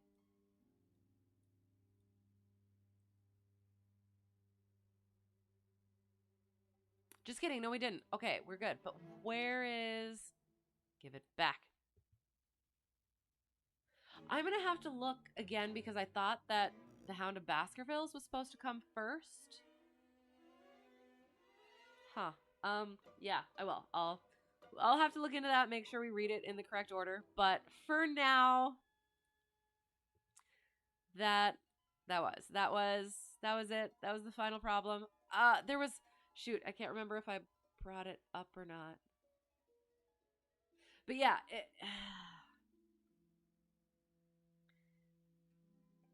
again, going back to the conversation we had before, or maybe just my rant, it was newer stuff, or just, I guess, poorer writing. I'll just go with poorer writing and not just modern stuff. It does. It feels like it has to be melodramatic in order to really grip people. But like this, it wasn't. It was dramatic without being melodramatic.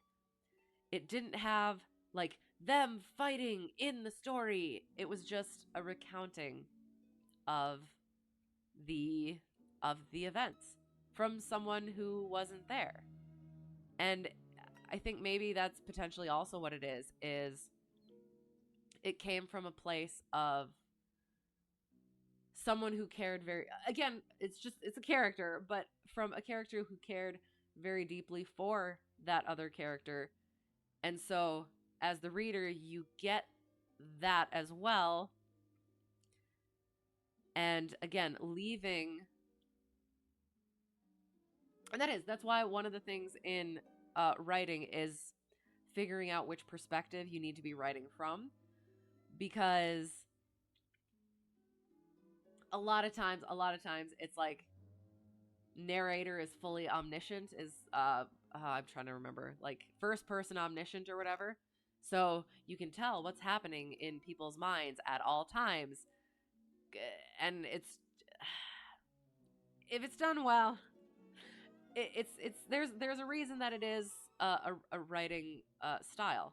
But for this one, it is not knowing what actually happened. Like, yes, the experts say and everything, but you never got that sort of closure with it. Even though, like, I mean, like, but you also did.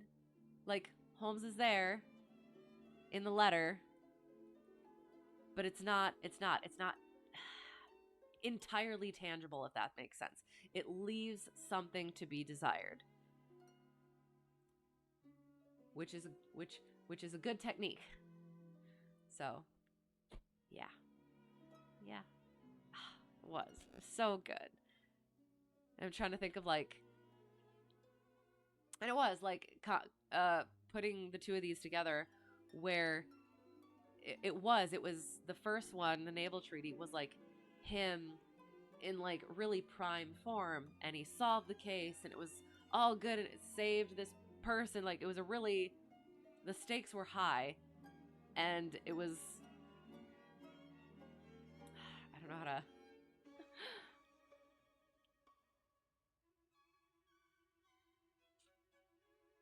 he was just like absolutely in his element. And then to come to this, and like that somberness, and that sort of, he was already kind of gone, if that makes sense. Like, he kind of faded away through the story, if that makes sense. And I don't know if that actually, it felt like it. Looking back on it, it kind of felt like it. But it did. And it was just a really good way to end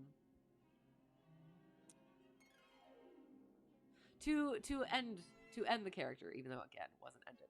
And Moriarty was only brought in for this. So I like that he didn't just kill him off. Like, he really did create, again, a whole other character to contrast with and just bring it to the most fitting conclusion. And I like thinking about, like, the writing process of that. Like, okay, so I want to kill him off. So how am I going to do it right? Yeah, it's good. Anyway, that was the Naval Treaty and the final problem. The two final stories in the Memoirs of Sherlock Holmes. So good. So we'll do the thing. La da da da da. All right. So yeah, that went later than I anticipated, much later. These don't usually last as long, but they did, and that's okay. We're done. We're finished now, and I'll kind of go over a little bit schedule-y things. As usual, we will do flying will be next Tuesday, barring changes. I'll throw Discord up in there again. If anyone still left is not in my Discord, there it is. I will let you know if we end up switching plans. But other than that, yes, flying will be Tuesday. We're going to take a little break from reading since we finished that till at least October. My plan was to start reading Frankenstein on Thursdays in October. But I have to find out what my schedule is going to start being. My instructor. Oh, I guess I can throw that out there for anyone who's still left. So I guess I'll say first for anyone who wants to go to bed. Thank you so much for sticking around. I really do appreciate it. And this was a lot of fun. I really enjoyed these last two stories. And I apologize for my cold and therefore for my voice, but I did my best. And yeah, so I had my latest lesson. I presented night operations lesson, high altitude operations, 14 CFR and publications. So basically all the documents you need to deal with in aviation training, and airspace. So night operations, high altitude. I know it was all new to me, basically. Like, I'd known some of it, but it was interesting trying to go through it and kind of frustrating, but made it through, and apparently just fine enough. 14 CFR and publications. My instructor was like, you have 8 minutes to present this. I was like, no, I need more time. It did. It ended up being very short, but it's a lot of these things, it seems like, will come up organically. This is what I told him. It feels like it'll come up organically in training rather than like sitting down for a lesson and these are your things. But if it's necessary, have it done for it. And then did airspace, but kind of he hastened me along with that because I did do a lot of that presenting in the flight planning and navigation section. And then once we did that, after we did that, got through that, he was trying to get to the flight because he was excited for the flight, which was basically getting me into actually trying to, again, I think I said earlier, the me presenting the lessons. So what he did, we went and did ground reference maneuvers. And so he presented first, and then I tried to kind of like do that over again, just kind of getting the script down as well as being able to fly the plane. You missed it. Oh no, you were busy wasting time. I'm sure it was not a waste of time. What were you working on? Hello, it's good to see you. But yes, it was a good one. It was our final two for a little while. It was the Naval Treaty and the Final Problem. So it was the penultimate and ultimate ones of the Memoirs of Sherlock Holmes, and they were really really good. I won't spoil anything, but they were very good. But yeah, so we did that, and I really got to work on the script. But it didn't go horribly. And then we came back to the airport, and I was lining up, and I got onto final, and I was a little fast, and so I brought out my speed, and I was a little high, or I was a little fast, I was a little high, and I brought out my speed, and I was getting closer, and the stall horn came on early. Much earlier than I anticipated. And I worked it down. I did. I could see my instructor kind of like reaching for stuff, or like being ready for stuff. But I milked it down, had a little bit of a hard landing, but it did.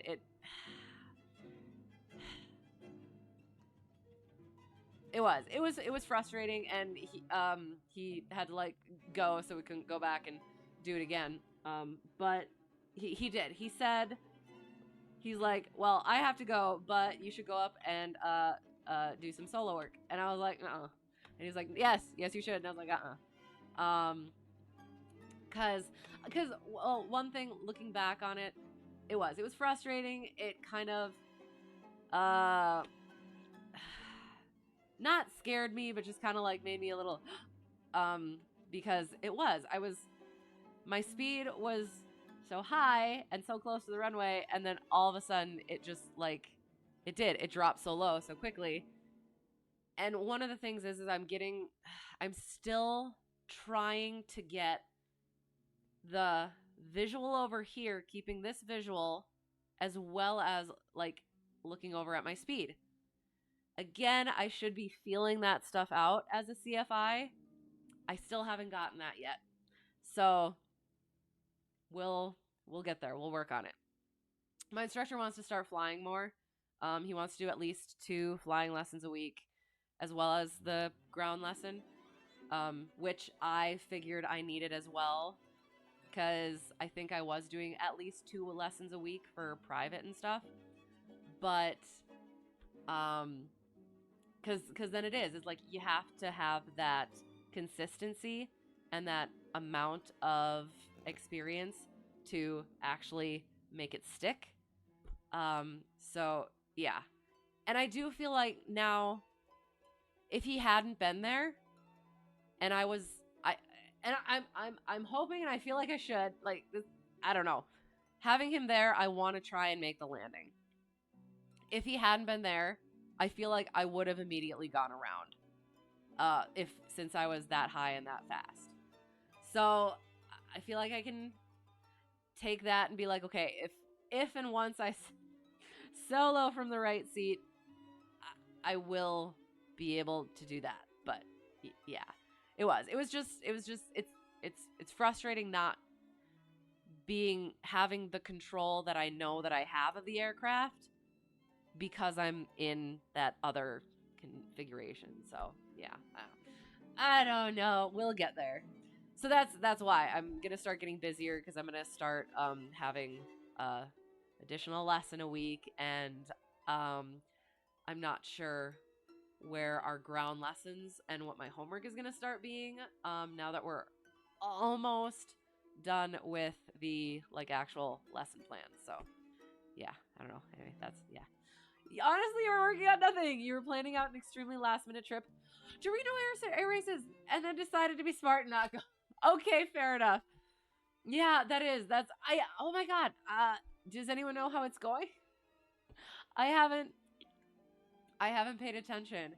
I definitely planned on going at one point, and then, yeah, ended up not working out. So, but yeah, that's absolutely fair. I hope it is going well. Hey yo, how's it going? Um, yeah, yeah. It's this is one of my longer reading streams. I should have looked ahead, but I did not.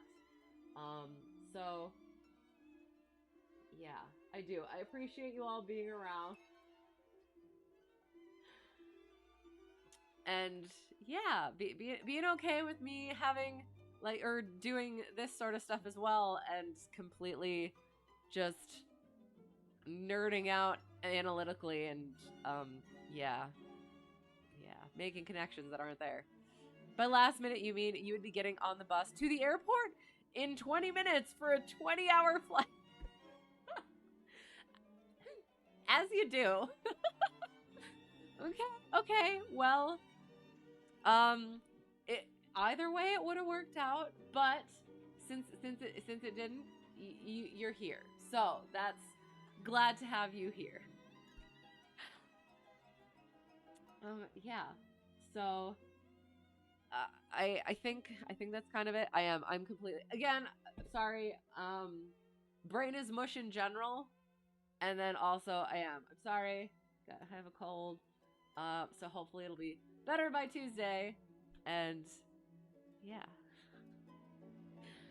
Um, so yeah. So reading we're gonna put on hold. So we'll very likely only be doing one stream a week for until October. And then I'll have to find out what we're doing for October because I really do want to do Frankenstein. I really want to do horror games or other Halloweeny sort of games. I had been considering putting the flying streams on hold. But I think actually, okay, so here's the thing. I think I might be switching up the flying streams. I might start doing more CFI stuff now. So like probably uh practicing my ground lessons, and then since my instructor since we've started doing the practicing presenting flight lessons or like trying to teach the flight lessons, we might start doing that. So we might not be on that sim anymore. I'm not sure. We shall see. I'm gonna kind of leave it up in the air, but just so it's not completely a surprise if that happens. So yeah, we're gonna be switching it up a little bit starting next week. So we'll see. Do I need volunteers for students to teach? I'm teaching nothing. But I probably like it would probably be good for me. That's one of my things is I would like to have input. Like okay, so the thing that I worry about is for people for like I don't want to wreck anybody's knowledge who will eventually maybe actually go on to actually flying.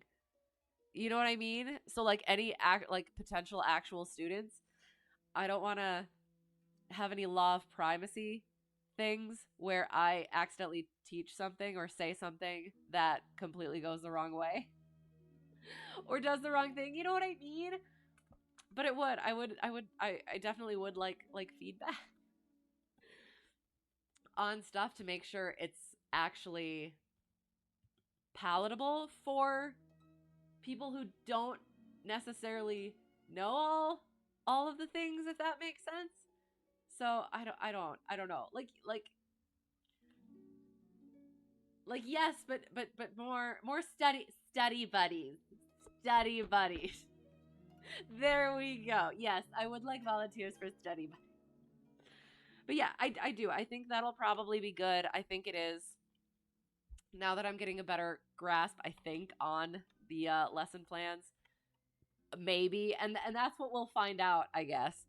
Um, I it would be good for me to start practicing and going over it, so I can just blast through it and not have a 9-hour oral exam. Oh my god, I am. I'm trying not to think about that part. Would maybe would maybe actually go on to actually flying, but medical would likely stop you, so it's fine. No, no. And I'm not entirely what I want to what I figured and thought is I want to study and present it for check ride purposes, not for actually teaching a student, because it definitely is.